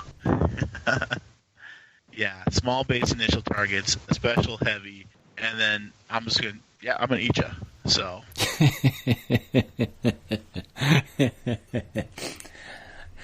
Oh man, yeah, this is a posse box I got still sitting in the basement on the project shelf. It's one of those ones that's like, man, I want to get to it and just make somebody cry. Because I can only imagine this being just very tough to play with. I mean, they have the advantage of kind of like very similar to Warrior Nation. They're starting with their portals already on the board. They don't have to make any kind of checks to create them. Granted, he can make even more, kind of a way to jump around the board. But just starting with those hexaliths already on the board is such a big advantage. Right. And that's one of the things that changed in 1.09 is under the last version, any portals created by, third man or is Megan Wild the portal master Megan in the group? Has it too. They were other hexaliths. Yeah. That was so gross. So now when they're creating portals, it'll just be regular portals, which have the portal resonance rule. So definitely going to have tons of portals on the board. So, I mean, if you're facing these guys, go after those hexaliths, because that is what's going to cripple them. Yeah. When they're losing that freebie fortune that's sitting there, that's eventually going to slow them down. Right. And if you want to use their portals, you're going to want to have fewer on the board. Yeah. Well, I think that about covers both of our epic warriors here, Nura and the third man. So what's the consensus here? Who do you guys think is going to win the duel out in the street? I mean, I'm going to do what we did last time. I'm going to put up a poll and see what the voting is. I think as of with our last one, the last check, I think you looked, Benji, and it was Wyatt that was winning it. So maybe this time the darker side might get some love when I do the poll, but yeah, as of right now, Brian's shaking his head right now, so I think I know where he's leaning. Yeah, as of recording, we got Wyatt ahead by 56 to 44, so Wyatt's eking ahead. But I'm going to tell you, third man scares me. When I line up against third man, he's a force to be reckoned with, and then just him by himself, he's a force.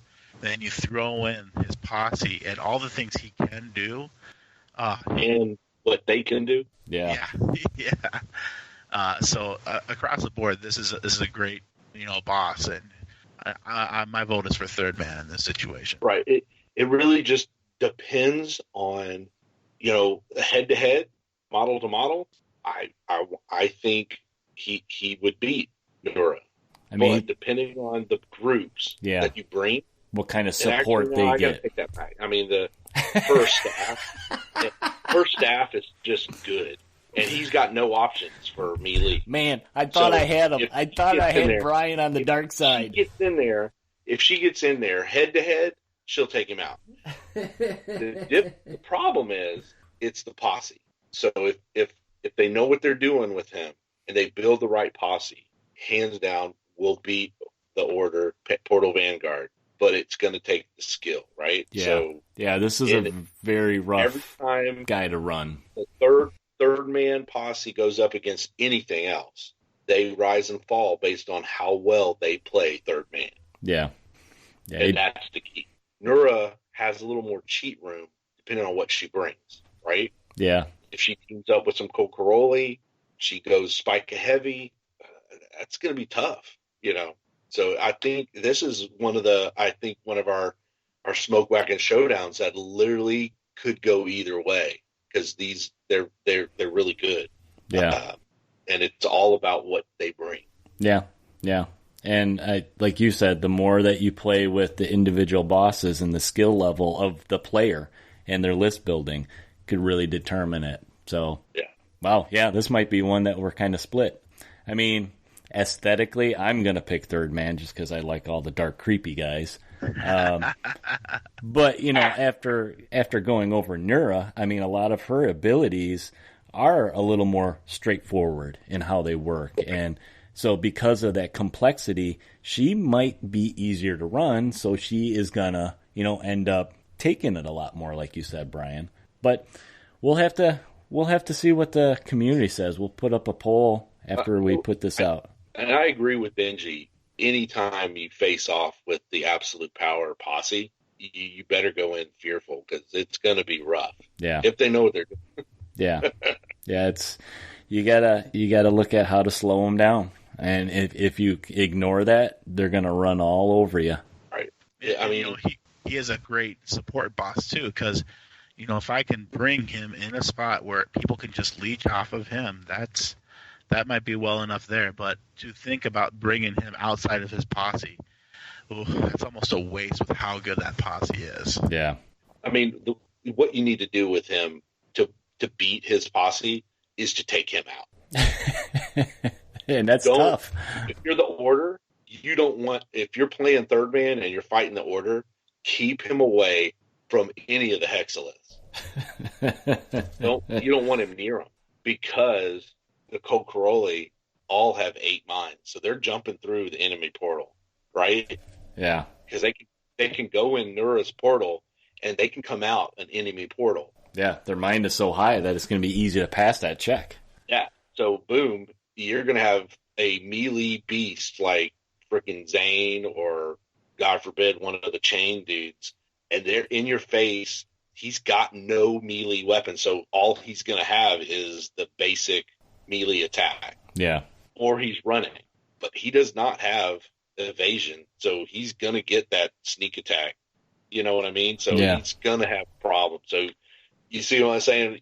You want to hit him melee, and you want to hit him hard. Yeah, and fast, teamwork, fast and hard. Teamwork, two guys, 3 guys.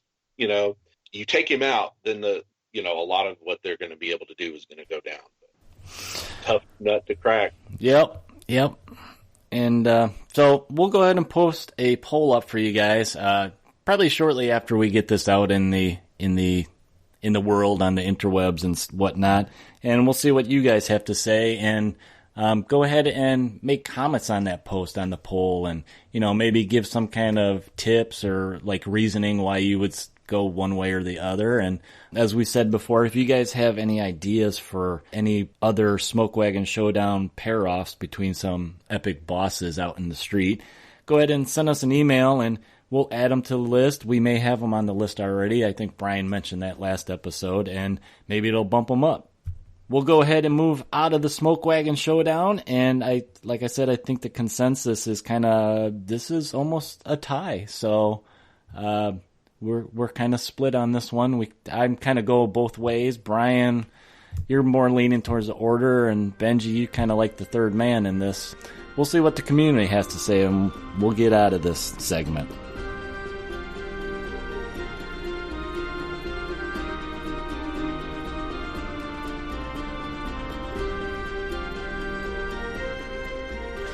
All right, guys, real quick before we get too far in the show, a newer segment we kind of wanted to touch on a little bit is some of the backstory and fluff in the world of Wild West Exodus, Dystopian Wars. And one of the points of having Benji on here is that he wrote a story for the show as part of a contest. It's something that we're going to try and squeeze in at the end of the episode.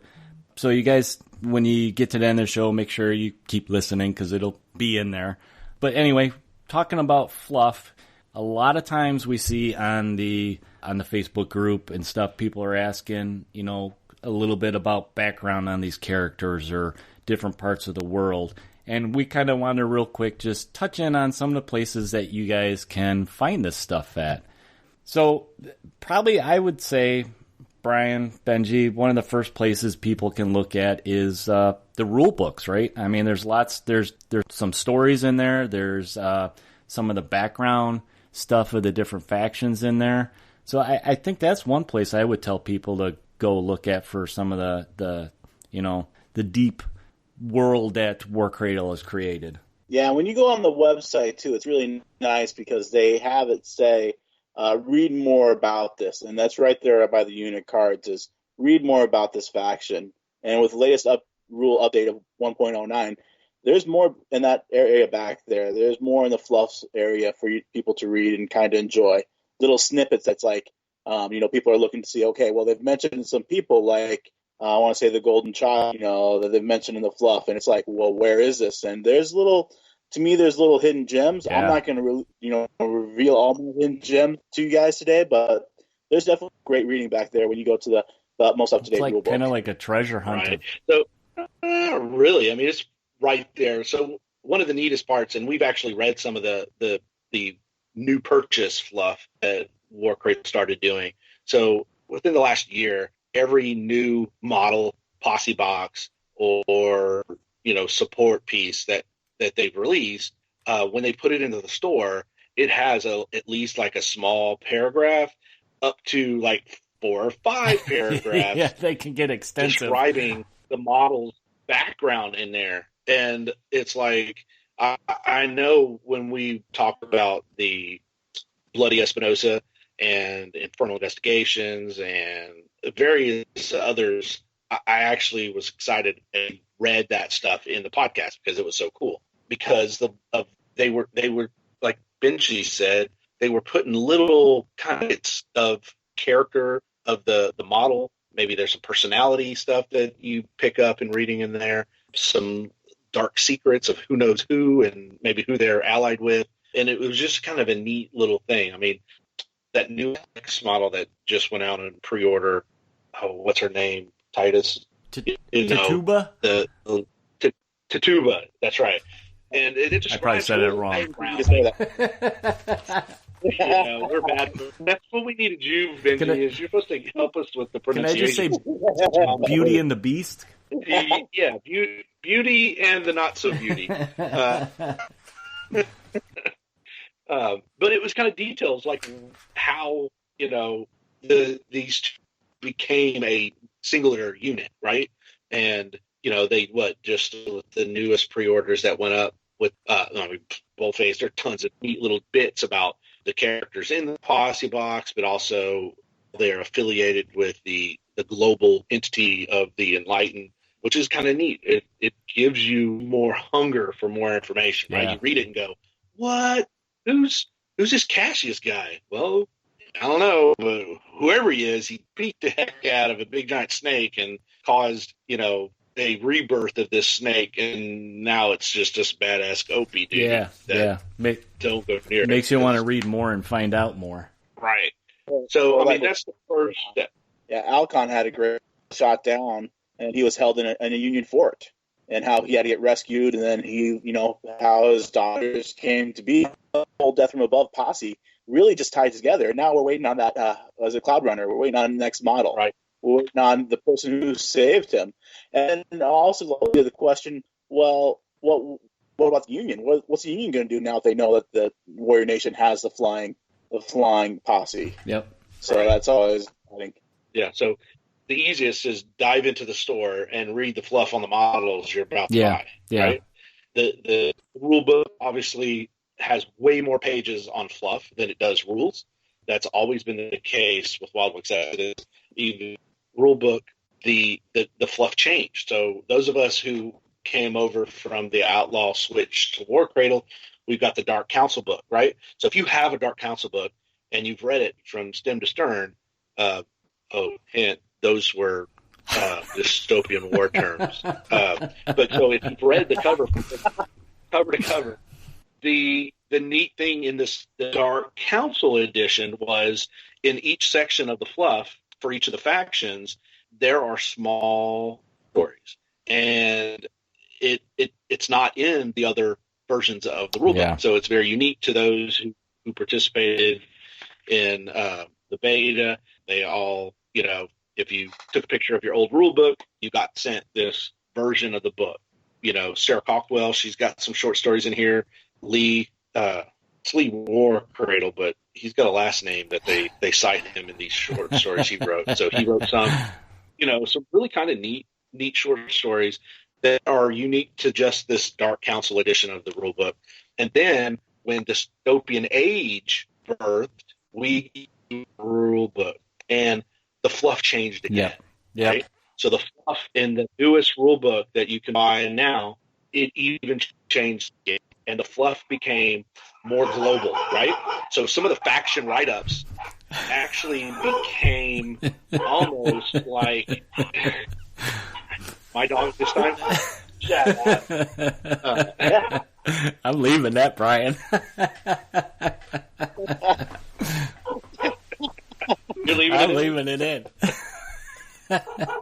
It'll give Parker a good laugh. Right? So one of the neatest parts is some of the faction write-ups changed. Instead of just being, hey, we're just going to tell you what the factions are, the whole prose was changed to, like, I know one of the factions, it's literally basically like a spy's like notes, sending back that's right to his country saying, hey, this is what I know about the Warrior Nation. It's weirder than we thought, right? And so he's detailing all this stuff that he's in the West researching the strange tales of, these natives in America that have changed, right? So they became even more fluff, right? Yeah. There's one way you can say, oh, this is what the faction is. These are the important people. But then there's another way of saying, hey, I'm on this mission. It's dangerous, blah, blah, blah. I've met with these people. I mean, it just takes a different narrative tone to the whole fluff. More interesting, right? And then you're getting some snippets of these factions you don't even know about, right? And it's like, well, wait a minute. Who are these guys, right? Right? And so it kind of teases you, makes you want to search even more. And it's ingenious because countless people playing Wild West Exodus now reading that, they're like, whoa, wait a minute, guys. These guys, the Imperium, who's that? Yeah. And so now they're going to start looking into, the other aspects of the entire world. And I think, Benji, you had mentioned that earlier when we first started, that the globalness of what Wild West Exodus fluff is now, meaning more, just more. Yeah, and that's one of the forces I'm working on that I'm probably going to be bringing out to Adepticon is a Confederate force who, instead of, being down south, they decided, hey, we're going to go up north, and we may or may not be working with another global entity to keep tabs on the Union and the northern part of the Union. And you can think that, well, we can do the same thing in the south. We have a whole world of intrigue, and, no one wants to say, hey, we're going to declare war on you, but we're going to have people working for us to keep an eye on your Union because we're really concerned about how you're growing and how you're developing. So I love that. And then, we also look at the areas that we don't know much about. Like, man, I'm really intrigued by Louisiana. Personally, I'm intrigued by it because that's where I was born and raised. But there's so many parts of this world that it's almost like there's still clouds story hasn't been told yet. And we've gotten, and that's something that's really driving. And we've just gotten little hints, those, like you said, Brian, some of those very unique short stories that are in the newer rule book, where it's presented in the form of like this guy writing notes to his boss, or, you know, they're very different ways of storytelling, right, with hints of all these little just intriguing characters or parts of the world that it's like it makes you question, well, what's that, and then so, you know, you want to go and start looking at more of these places. To bring up another place, right, that like you guys can go look at is in the blog section. There's tons of short stories there. Yeah, the vignettes, very good. I think, what number are we at? I think 13. I think so, yeah. And, you know, and they're all really neat, and a lot of them are kind of like intros to the characters, you know, whether they be that they're introducing us to. Whether they're like newer characters that War Cradle's introducing to us, like Nakano, or it may be a character that has been around for a while, like Doc Holliday, but it's like a little peek into his character and what he's about and his place in the world of Wild West Exodus. Yeah. So yeah, you guys go check out the blog section. I think there's been a couple of Doc Holliday short stories. So no, actually, I'm way off the number. There's 20 vignettes. There's 20 by now. Okay. Yeah, August 13th, we got vignette number 20. Hero. Okay. Is the title of that one. And these are coming from which one that one was? All kinds of different authors that are doing these. It's, you know, that are working with War Cradle to kind of world build, more or less. Right. Well, it's basically a way of enlivening these little plastic miniatures, right? I mean, breathing life into, which can very be a stale, you know, war game. But this game is so narrative, and then we get these little snippets of personality that the company is breathing into some of these models. It really just makes everything a little more light. Yeah, I'm still waiting for my Creation 7 one. So one of the other ways, right? Keep waiting. All right, Eric, just write it. Just write it. Okay. Write it and submit it. I'm going to name him Bob. That's right. That's one thing. Bob and Joe. That Stuart's always said, you burgeoning authors, write up your stories, send them to War Cradle. If they like them, they put them on the blog. Yeah. I mean, there's some community members with their stories on the blog, you know, and there's nothing wrong with the community sharing stories. And that's why we did the contest. It's not just because, you know, we needed an idea for a show. We really want more stories. Just for me, you know, that's why we can't thank Benji enough for, you know, putting together such a really fun and entertaining story that you all are going to get to hear in a even fun format. Thank you. I really, really appreciate that. Yeah, and with as busy as War Cradle is, makes me wonder, how do they even have time for all this? Man, it's been nothing but, you know, great releases and you know, still, if you want to, I mean, write your own story, and I love that about this game, is you can write your own story how you want it and just enjoy the aspect of the game. Right. So, in the last bit of fluff that we can talk about is the 7 novels that Outlaw Miniatures wrote. So, War Cradle's already said these books are not considered canon, and the main reason for that is things that happen in these books may or may not be the honest recollection of what happened. One, because the world has changed, right? With Dystopian Age, the world has changed a little bit, and it's not as if they flipped a switch and it changed. The world has always been different than the world we played in First Edition. So these books detail things that happened in First Edition, but, you know, War Cradle and Stuart specifically. I like how you said, Brian, they're tall tales. Right.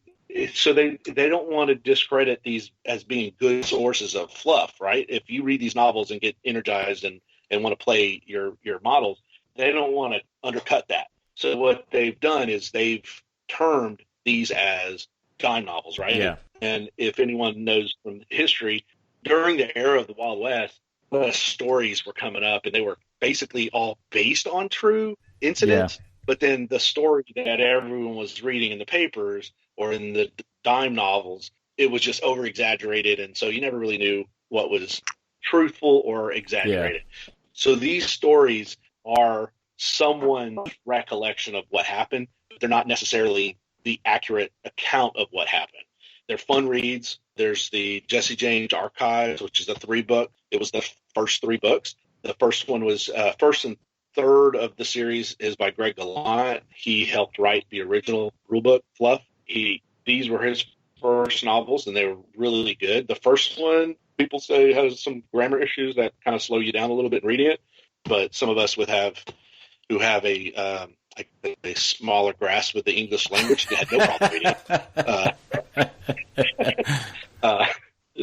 People like Tom, who I guess have a much more refined grasp of the English language, struggle through it. But the story is what is really good in that trilogy. I recommend anyone who wants to see a version of the interaction between Jesse James and Dark Carpathian, Billy the Kid, throughout the 3 books, various other characters are in there, including Holiday, Morgan, or Virgil, a long list of characters in those 3 books. Probably one of my favorite things comes from that book where they have Wyatt and the way he talks to his deputies and the UR-30 bots and how he just is trying to figure out how he can make this work with pretty much what he thinks are idiots all around him. And he thinks those UR-30 bots are spying on him. And how he as a character is really just, you're with him. You're like, man, the law is dumb. Like, there's some dumb cops here, But, it's the scene, and Brian's laughing because he knows the scene I'm talking about. It's fantastically written. It's a great scene. Oh, no, really good. And I literally read those 3 books when I was reading them. I couldn't wait to get back to Wyatt and the lawman because of how fun those sections were.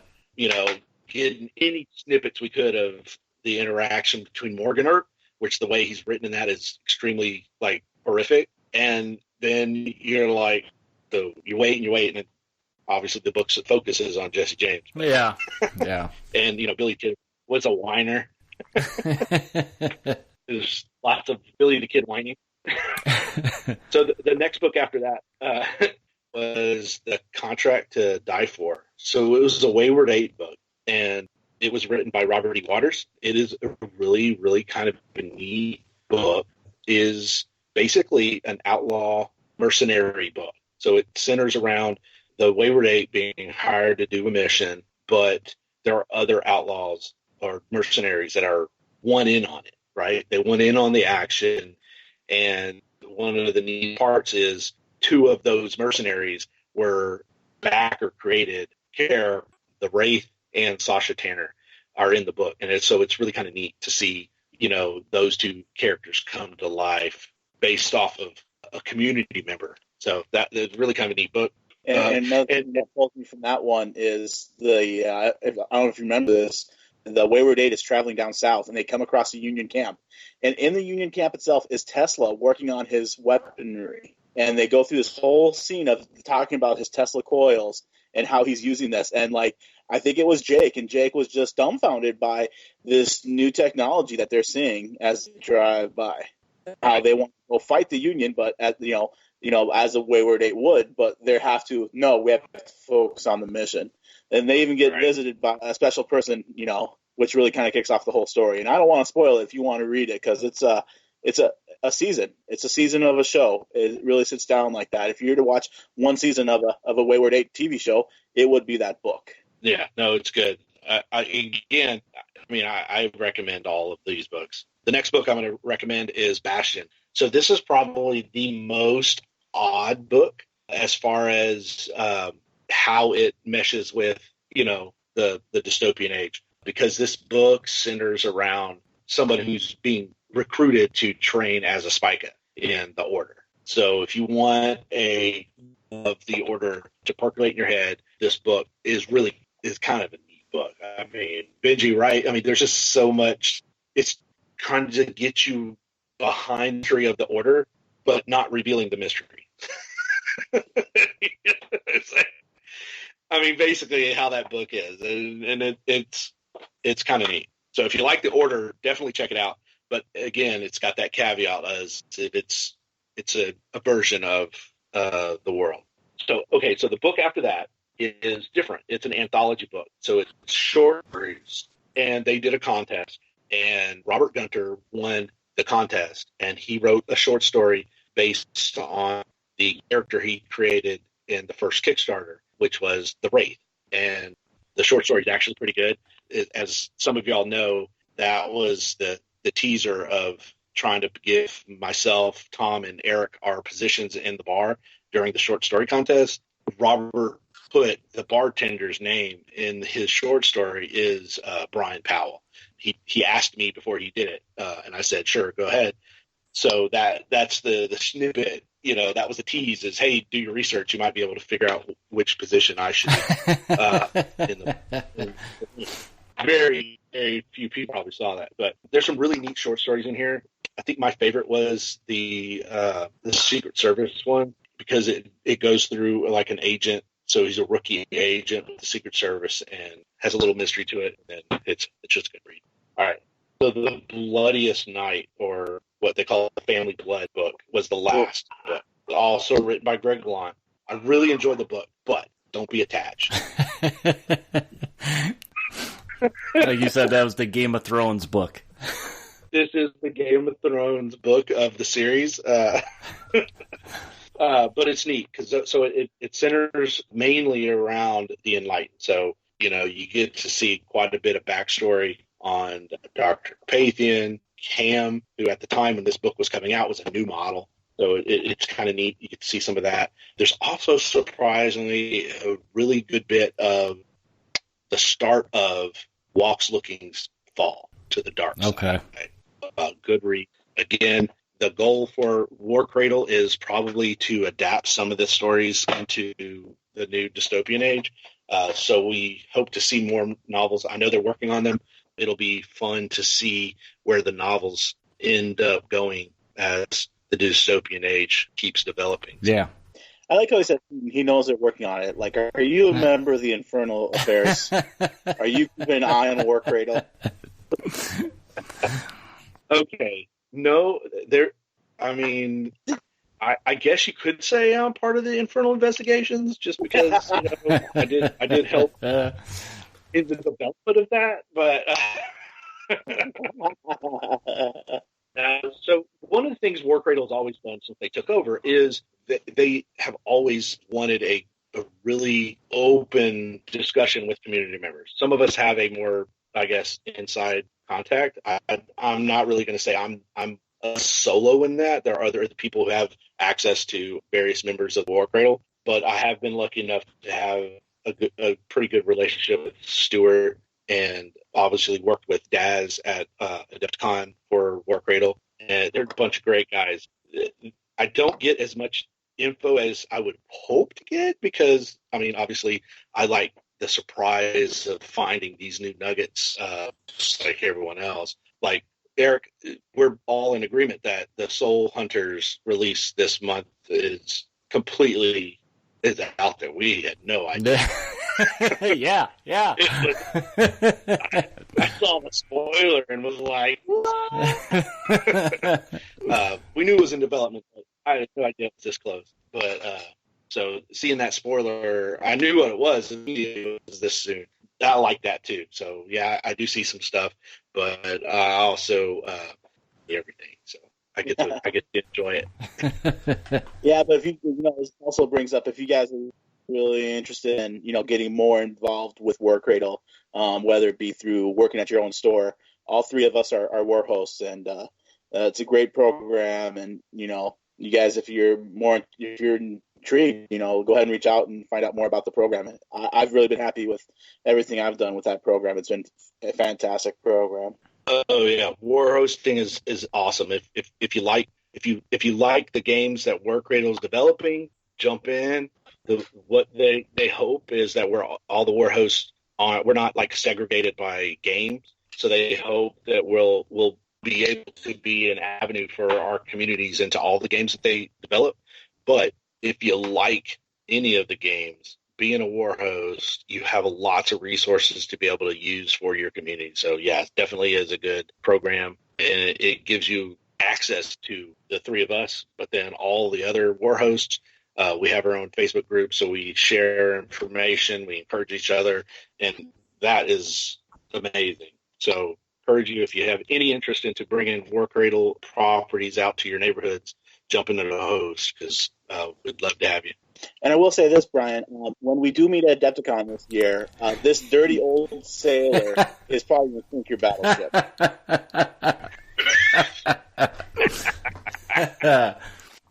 All right, guys. Why don't we go ahead and wrap up our little chat about fluff and stories, and encourage all you guys out there that play the game or are excited about the game and want to find out more information to check out the rule book, check out, on the model pages to read about the specific models. You may end up buying them because they're so cool. The blog section, and like Brian went through, all the old outlaw books. They're tall tales, but they're still very entertaining and fun reads. So make sure you guys go check all that stuff out. And before we head out, we're going to start a new segment in future episodes. We're going to call it the Blackhoof Saloon Dime Novels series. And tell us what fluff you want us to dive into, right? Do you guys want a summary of different faction fluffs or stuff like that? Go ahead and make suggestions, and we'll start plugging those in there. We'll do a more of an in-depth dive into some of the different fluff that's out there. Yeah, kind of dissect some of it. All right, we'll go ahead and get out of here with this, and we'll wrap up the show in a minute here.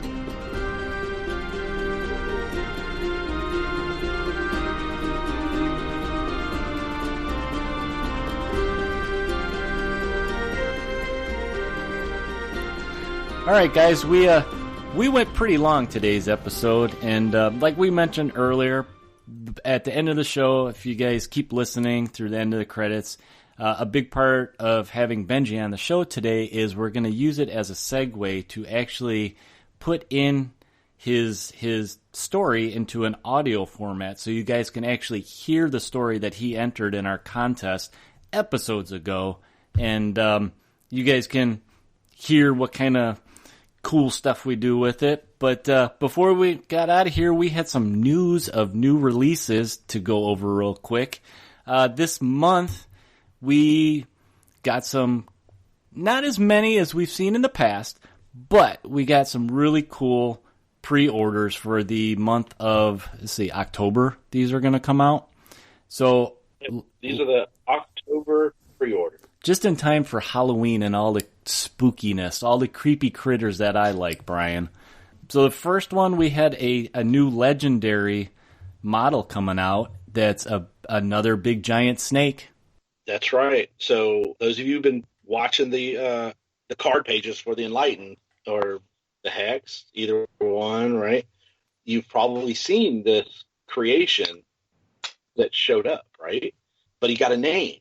His name is Opie. Now, who would name a giant snake this gross Opie? Andy. So, since it's a fluff episode, I'm going to read the fluff from the card. Look at that. So look at that. When Marie Laveau first brought her beloved Titan boa, Opie, to the flesh after Augusta Byron, the aim was to save the creature's life. Having been mortally wounded in a clash with Dylan Callis, this rare creature now lay dying on Byron's surgical table. Such an unusual biology caused Byron to relish the task ahead of her. She labored long into the night, pausing mid-procedure only to replace one of her own hands when the confused and poorly sedated serpent lashed out and severed it. As the surgery entered its second evening, Byron was not only would creation 8 live, that the improvements made would substantially increase the creature's strength, speed, and resilience. At first, Laveau was apprehensive at the pet had endured, but seeing that the serpent's ferocity and newfound lethality was switched off in favor of Opie's familiar submission and tenderness when by her side, Laveau soon prized him above all her other servants. Grateful for Byron's efforts, Laveau permitted the Countess to replicate the process on future Titan boas she procured and divided those profits equally. Regrettably, as is often the case here, the prototype differs greatly from the final product. In the case of Creation 8, the exact process couldn't be replicated as successfully in later versions, partly because of the cost and complexity, but also because none of the future specimens delivered to Byron was ever as intelligent or massive as Opie. He remains the first and greatest of his kind, and his mistress' command, Opie unleashed against her enemies, entertain Mambo Queen as she listens to the victim's bones crunching as they are slowly crushed and digested within the Titan. A lot of character added to that snake. Dude, the model is viciously gross. Yeah. So he's already in the store with painted cells of literally. Yeah, I hope that's. I hope it's signs of more stuff to support Marie Laveau and building out a posse for her. You know, I mean, they've been releasing the Bayou terrain, so, and then we get to see him come out. So, yeah, we can hope for some more for her, because I know there's a lot of Hex players that want to build on to her posse, and it's just it's tough right now. It's really tough. So he will definitely help with that. Right. All right, and we have another one, and this one I saved for last for the pre-releases because this is kind of a special one. This is actually it's a posse for Wild West Exodus, but it's also something for Lost World Exodus coming out. So this is the first detachment that we're going to see for Lost World Exodus. Yeah, so it's the first Lost World Exodus detachment set.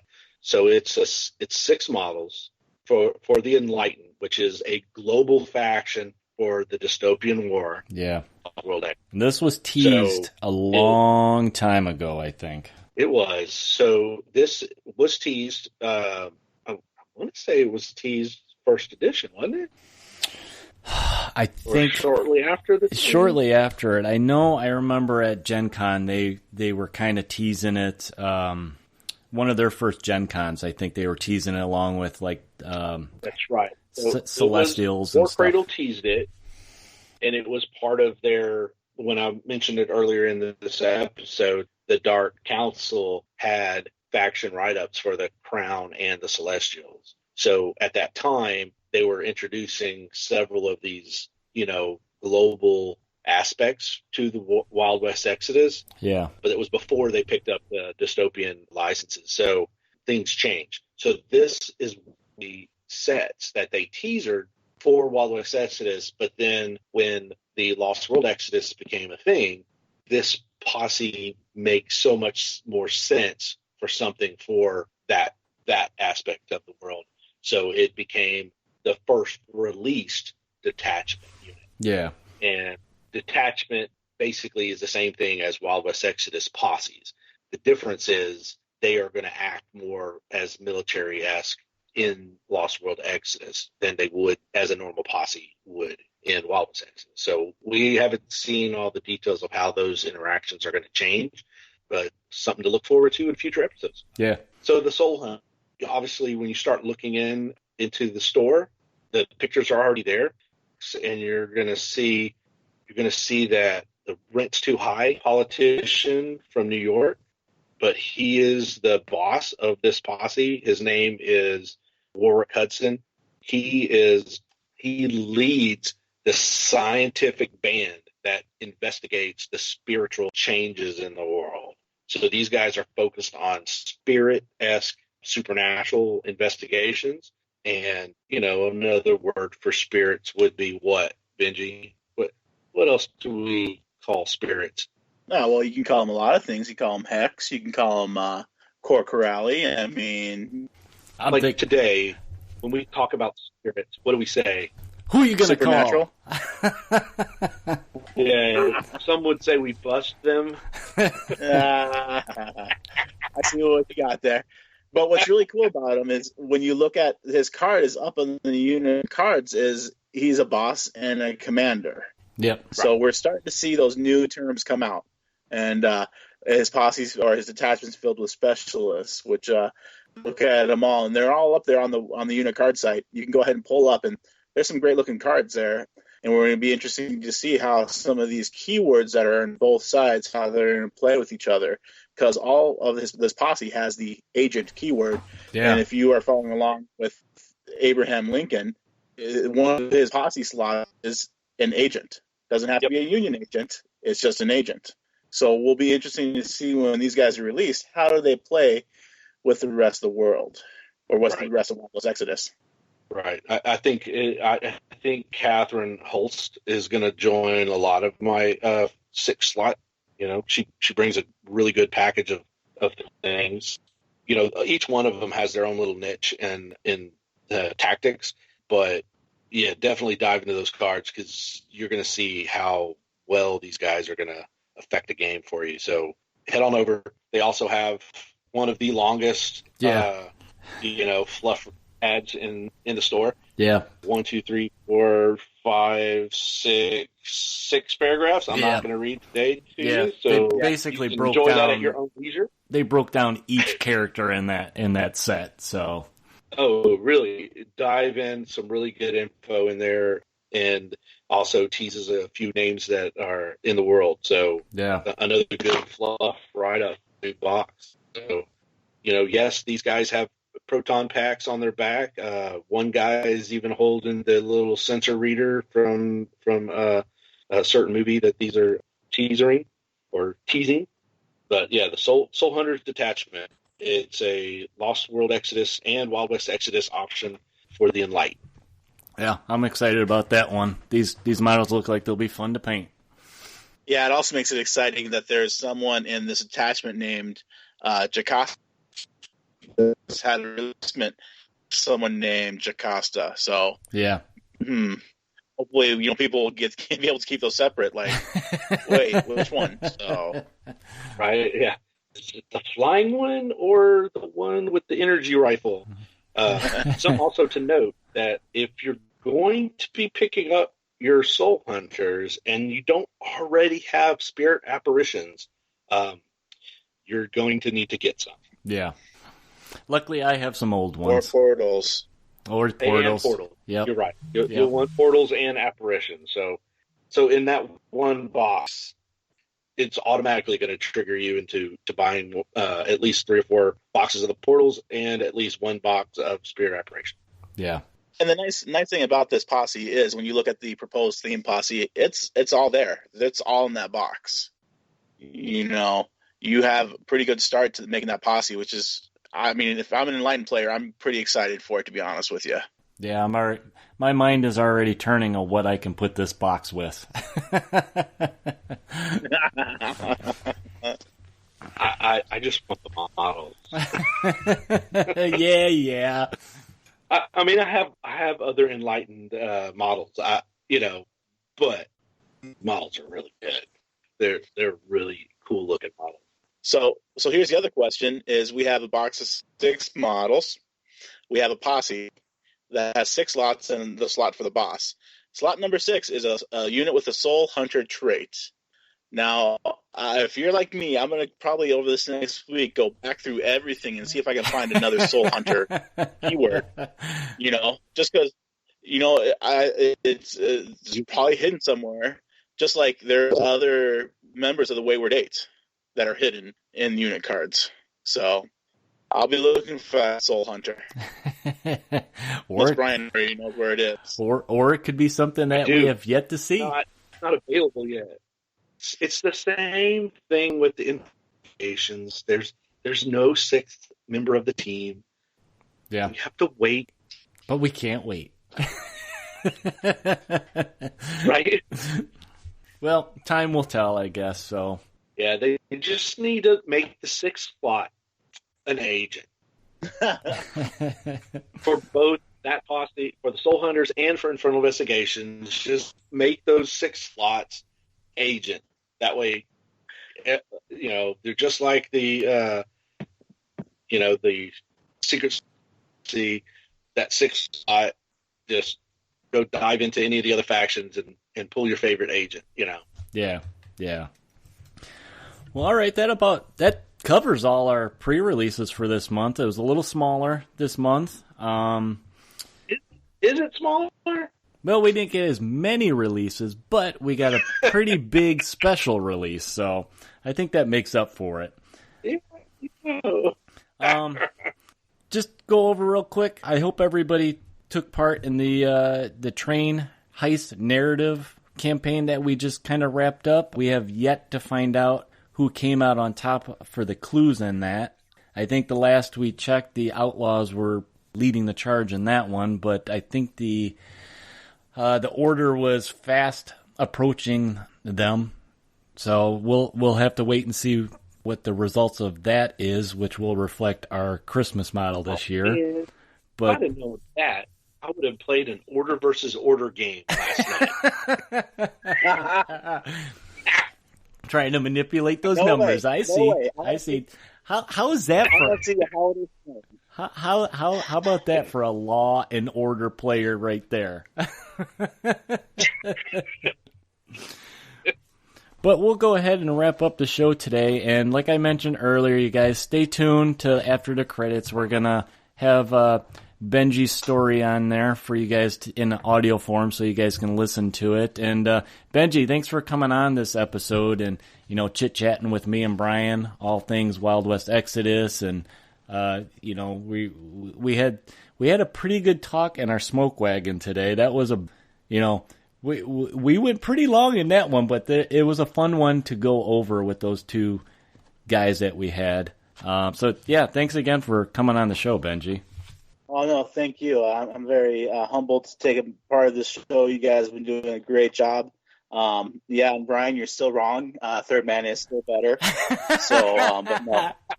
I really appreciate, all the hard work you guys. Thank you for that contest. And like I said, I'm very humbled. And I'm like these other guys. I want to talk Wild West Exodus. So, yeah, hopefully when we see each other next time, we can talk Wild West Exodus, and if not, we'll see you on the Facebook groups. But thank you again, guys. Fantastic. Right. Hey, thanks for joining us, and until the next time, see you in the web. So absolutely, you guys can keep in mind, contact us on Facebook, Blackhoof WWX Podcast. Email us with any kinds of questions or suggestions at blackhoofsaloon@gmail.com. Find us on Twitter at Blackhoof Saloon and Instagram Blackhoof Saloon Podcast. Until next time, guys, we'll go ahead and get out of here and get ready for our spooky month coming up. Listen to Benji's story here. So ride with the sun at your back, and always roll those big crits, guys. We'll talk to you later. Take it easy. Benji, give him a yeehaw. Yeah. That's very good. I think I just woke up half my house, so my wife comes down here. We'll take the blame for it.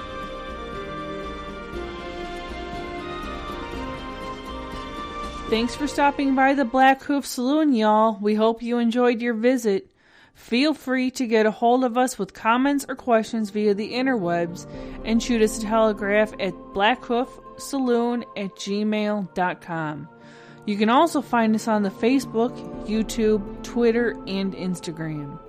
Music for the podcast was provided for use by Ross Bugden and can be found at one of his YouTube channels, Ross Bugden Music or Ross Bugden Composer. Until your next visit, ride with the sun at your back and always roll those big crits.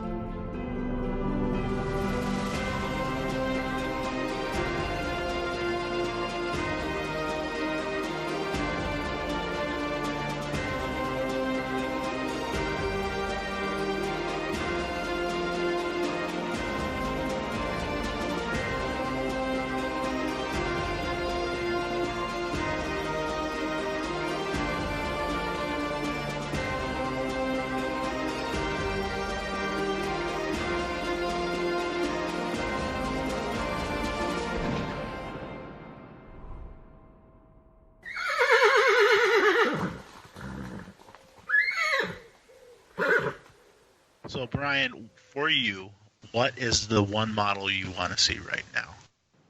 What's the one model you want to see? What is on your wish list for War Cradle? I can't tell you. It's redacted. Redacted. Yeah, that's the. I think Brian already got the model he wants. He's built like 3 or 4 of them already, so we just got to go over Soul Hunters and Opie. Is that how you say it? Opie? I don't want to say it. I'm going to screw it up.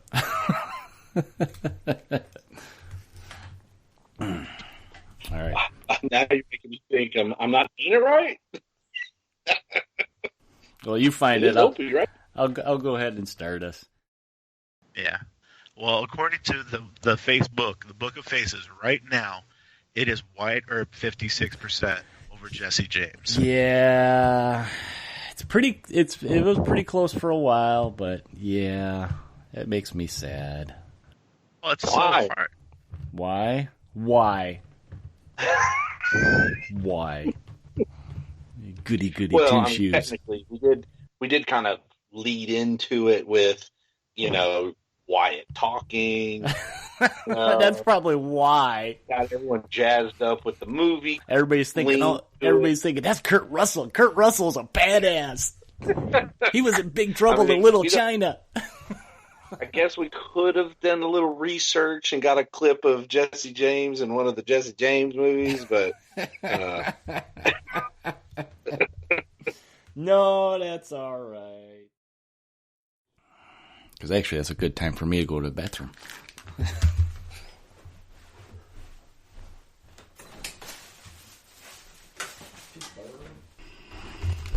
Oh. Okie dokie. So if you needed to know, yeah, we can hear the bathroom. All right, and you know what? I'm still recording. That is awesome. Don't worry, I didn't use a cacti leaf to wipe her nothing. Yeah, no, we had heard that too. Yeah. Ooh. Of course, if this was an outtake, everyone would be wondering, well, did he wash his hands? Did we hear him wash his hands? They will never know. Heard a lot of water. But it mostly sounded like evacuation. Oh my god. So now you see where we got our outtakes, Benji? Yeah.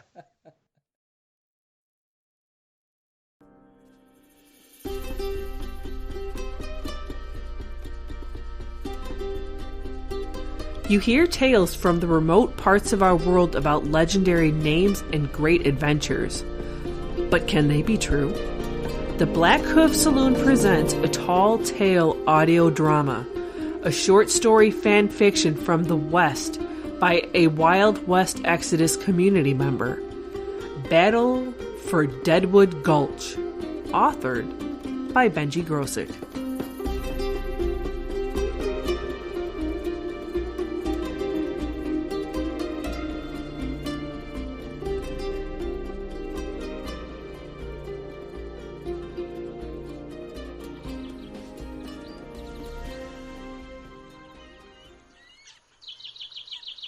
Jake let out a long, low moan as he blinked his eyelids. There was a large fog that was surrounding his head, and his heart beat like the sound of a drum in his temples. His eyes couldn't focus through the fog that surrounded his head, and they blinked again. He rested on a cot on the edge of the makeshift camp. Each heavy blink allowed him to assess the world around him. He noticed K-Free working on some iron horses. Again, the heavy eyelids closed as the drum in his temples kept banging. He opened his eyes again to see Sun Totem cleaning and preparing his medical tools on a sterile white tablecloth. The weight of his eyelids closed, and then opened to see Hicks Kincaid tearing down the campsite. The trees spun around him as he put his good foot down on the ground in an attempt to keep the world from spinning. It was a good attempt, but the grove of maple and oak trees kept spinning. He kept his eyes closed and his foot on the ground to get the sky to stop spinning. After a moment to collect himself, he slowly opened his eyes. This time, when he opened his eyes, he saw a flowing river looking at him quizzically and way too close for his liking. He fell backward from the cot and managed to get on all fours to expel the contents from last night. Is he poison? Flowing River asked in her blunt, monotone voice. That's just his body trying to expel the toxins from all the alcohol he drank last night. Replied Sun Totem. From the sounds of it, he's had what's called a hangover. Sun Totem stared down at the man heaving and moving groggily. You're really enjoying this, aren't you? Jake said while wiping his mouth. He attempted to get to his feet, but staggered a little, and then dropped back down to all fours as the world spun around him. From what I understand, everyone at the Blackhoof Saloon enjoyed a copious amount of alcohol last night. Did you manage to blow all of your share from our last job in one night of drinking and fun? Sun Totem asked quizzically while he sorted and organized his medical supplies. Unfortunately, there isn't much I could do medically to help you with your current condition. Perhaps K-Free has some coffee to help with your head. Sun Totem stated as he cleaned a set of scalpels before gently placing them into a leather-strapped carrying case. Jake knew it was going to be a long day as he looked around the camp for a bit of hair of the dog. He crawled across the camp on all fours for a bottle of wine that was sitting on the ground. He greedily grabbed the green bottle, swirled it around to see if any of the contents remained. Hoping for anything to help with the pounding, Jake sat up to drink the last remaining liquid, but before the bottle touched his lips, it was quickly pulled away. Captain's orders. No alcohol for you this morning, said Hicks Kincaid, snatching the bottle away from Jake's hands. Hicks leaned in with a smirk on his face. I heard someone had a very pleasant time last night. Rumor has it that your singing with the piano player Eric was so divine that everyone who heard it will forever remember your angelic voice. Yeah, I've been known to sing a pretty tune from time to time, whether it's in my voice or singing shots with Barry. Besides, that feller Eric was good people. I think you would rather enjoy his company. Don't know why you and Zarella didn't come into town with us last night. Jake said as he reached out and grabbed the bottle of wine from Hicks and slammed the remaining liquid. Jake coughed and sputtered and tossed the empty bottle across camp. The small camp was set up on the outskirts of town in a nice, cool, wooded area. Very rarely did they set up camp in town. Something about reputation, a war, and a strange mix of people that drew too much attention when they stayed in towns. Where is our beloved captain anyway? Jake looked around the camp for any signs of the Wayward 8 leader. K-Free looked up from the iron horse she was working on. They went on patrol this morning before we head out across the plains to Deadwood. He didn't seem too happy about something. He muttered something about a bartender at the saloon you were at. Sound like it was an interesting time you had, she said with a smile on her face. She extended her hands with a bent cup of dark liquid. Her hands were oil-stained and grimy, yet she was able to complete the most delicate of procedures to keep all of their vehicles up and running. Right before she handed him the cup of liquid, she hesitated. Hold on. Just 1 second, she said with a little doubt in her voice. She pulled the metal cup up to her nose and gave a deep smell of the liquid. She quietly and quickly retraced her steps to grab a different cup. Yep, that one was oil. And now this one is coffee. Her bubbly voice chimed as she handed him that different cup. Jake's eyes stayed closed as he enjoyed his cup of coffee, the wind blowing in the trees while the others prepped the camp and their gear. In the distance, he could hear the sounds of iron horses coming closer to camp. He kept his eyes closed to keep the world from spinning. He figured the world couldn't spin if he didn't see it. He took another large gulp of the black bitter as iron horses came closer. He heard the 3 iron horses come to a stop and K-Free's bubbly voice. Oh, hey, Captain. Everything here is shiny. Well, almost everything. Jake could hear the spurs on the large boots start walking towards him. He still kept his eyes shut. The steps came closer until they finally stopped beside him. Jake slowly opened his eyes to see the leader of the Wayward 8, standing above him with a look of anger in his face. Jake stammered out, "Oh, hey, Mark, whoa!" Before the man could even finish speaking his name, the leader had grabbed him by the shirt and pulled Jake to his feet. The almost empty coffee cup clanged across the ground, filling the dark liquid. "Do you know why we were out on patrol this morning?" Marcus asked him through clenched teeth. Jake took a moment to think. "Because it's Purdy morning?" Marcus let go of the obviously confused man who fell to the ground. Jake landed on his ass and let out a little grunt. "Do you remember anything from last night? Anything about that bartender?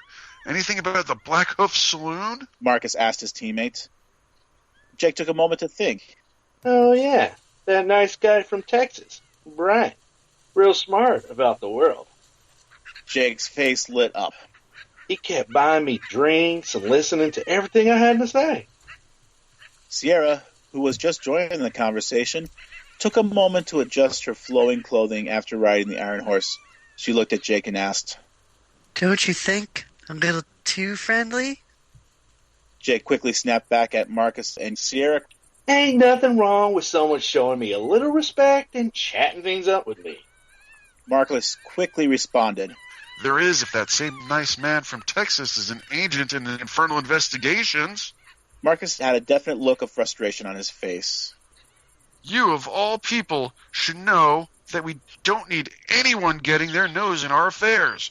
Consider this a warning. If you can't keep your mouth from yapping every time you drink, then maybe you need to think about who you're drinking with." Jake quickly stood up in a defiant stance, face to face to Marcus. Everyone in the camp started to gather around the two men with an aura of tension from them radiating like a star. Sierra quickly interrupted the staring contest. "The bartender wasn't the only person you got friendly with last night, was it, Jake?" K-Free chimed in. "Oh, please do tell. How scandalous." Marcus quickly raised an eyebrow in intrigue. "Please don't tell me," he stated. "No, nothing like that. She was the cutest and gentlest woman I'd ever met. I tried to kiss her, but she turned me down every time. Her name was Tanya," Jake said to the crowd. Sierra quickly added, "Especially since she had an Adam's apple." The group around the camp laughed except for Marcus and Flowing River. Marcus held a hand up, speechless, raising a few fingers, and tried to mouth some words before he brought his hand to his mouth and rested his chin in his hand to keep him from talking. Flowing River looked at Sun Totem inquisitively. "It means that she was actually a he. My, what an interesting day it's turned out to be," Sun Totem stated. Sierra quickly interjected the cast of the camp. "It's okay, Jake. His name was Tom, and he was the madam of the Blackhoof Saloon, and very attractive. Quite the charming fellow from Pennsylvania. If I remember correctly, he suggested you find someone in Deadwood at Saloon number 10, a firecracker named Jane." "Sir, we need to be leaving shortly to make sure we meet our contact at the appropriate time. I enjoy the stories of the Blackhoof Saloon a great deal, but we do have a job." Zerelda said to the group. Marcus snapped back to reality and began giving orders for the group to break down camp and get ready to head west to the Black Hills of Dakota and head to Deadwood. Without hesitation, Hicks gave a shout out, "So long, Blackhoof Saloon. It has been interesting."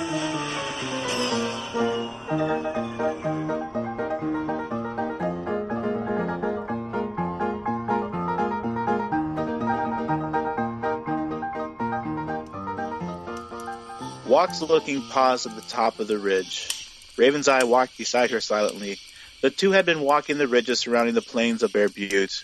The tribe had been camped at the base of the butte for about a month now. The sacred ground is just northeast of Boulder Canyon, the entryway into Deadwood.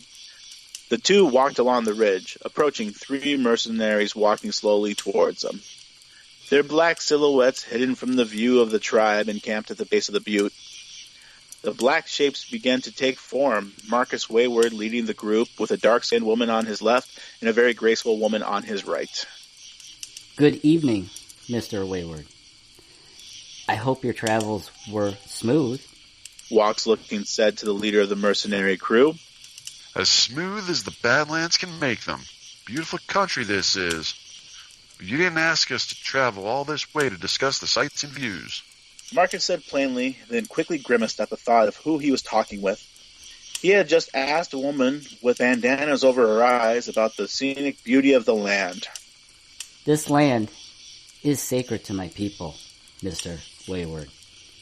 There is beauty and peace in this land. There was at least. The leader of the warrior nation calmly replied, That was until everyone understood the riches that this land had to offer. The war is over, and now Deadwood is starting to explode with excitement. The earth is being torn into for the precious metals that lie within. The hard work of men and women in the mines have been replaced by the monstrosities of Carpathian, who can work harder and longer than even the most skilled miner. To the west, we have heard of ones not from this world fighting over Devil's Peak. Both the light and dark invaders are drawn to that formation. The once beautiful hills are now filled with darkness and evil. It seems that the war that your kind fought in the east has come to our sacred lands. Her hand was held up to trace the hills on the horizon. Tell me, Mr. Wayward, did you fight on the winning or losing side of the war? Funny thing about war as we know it, there will always be people who try to put it into words to define a war. Men and women can fight wars, bury the dead, and try to rebuild them from it, but they will never, ever be able to leave it. Words come and go from our lungs into the air to be taken into the winds. Words can be written onto treaties, but you and I both know that those signed papers are worthless. Of course, people want to come home to Deadwood, to start over, to make themselves new after they lost so much in the war. They can change names, clothing, even how they talk, but they cannot ever change what the war did to them. We may try to live our lives as normal as possible, but we'll always carry war with us. Marcus stated it in reply. For some of us, all we know is war and the scars it leaves on our souls. Fighting those wars over and over in our minds, bodies and souls are all we know. Every day that we're breathing, we're winning the wars that they're raging inside. So yes, I fought in the war. Yes, I was on a side. But the fact I'm here talking with you proves something. He took a second to collect his thoughts and glanced to Zerelda and Flowing River at his side. Once, a wise man told me that we all have two wolves fighting in our souls. A good one and a bad one. The one we feed is the one that wins. Not all of us have two wolves. Waxlookin said with a certain shortness in her words. She walked towards Flowing River. One day, I would like to spar with you. She held her knife out, pointing it at Flowing River. The mercenary stared at the warrior nation boss and nodded as a sign of respect. I'm sure there's lots of people who would pay good money to see that. Marcus stated. Speaking of money, what is our job? I want you to take me into the hills. I want you to escort me to see exactly what evil befouls my people's holy land. A large force of my people would cause more unrest to the delicate nature of the peace we have achieved. I don't want the Union to hunt us more than they already do. If we were to be blamed for an attack on the lawless brigades that habitat the streets of Deadwood. You have an elite force of people at your disposal, and we need to move fast, quick, and have little to no questions. Something about these hills are drawing my people from all over the country to converge. Waxlookin said with a certain firmness in her voice. I will meet you in your camp in a couple of hours. I have business to attend to with Raven's Eye and my tribe. Wax-Looking said as she walked away from the group of mercenaries. When the two ladies from the warrior nation were out of hearing distance, Flowing River stated calmly, She isn't looking for people. She is looking for part of her. We all are. Marcus said.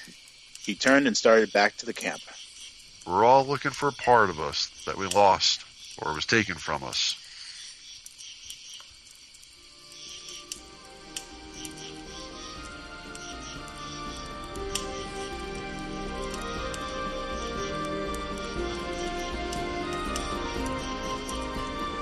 Thank you for listening to our audio drama of A Tall Tale, and we hope you enjoyed the yarn.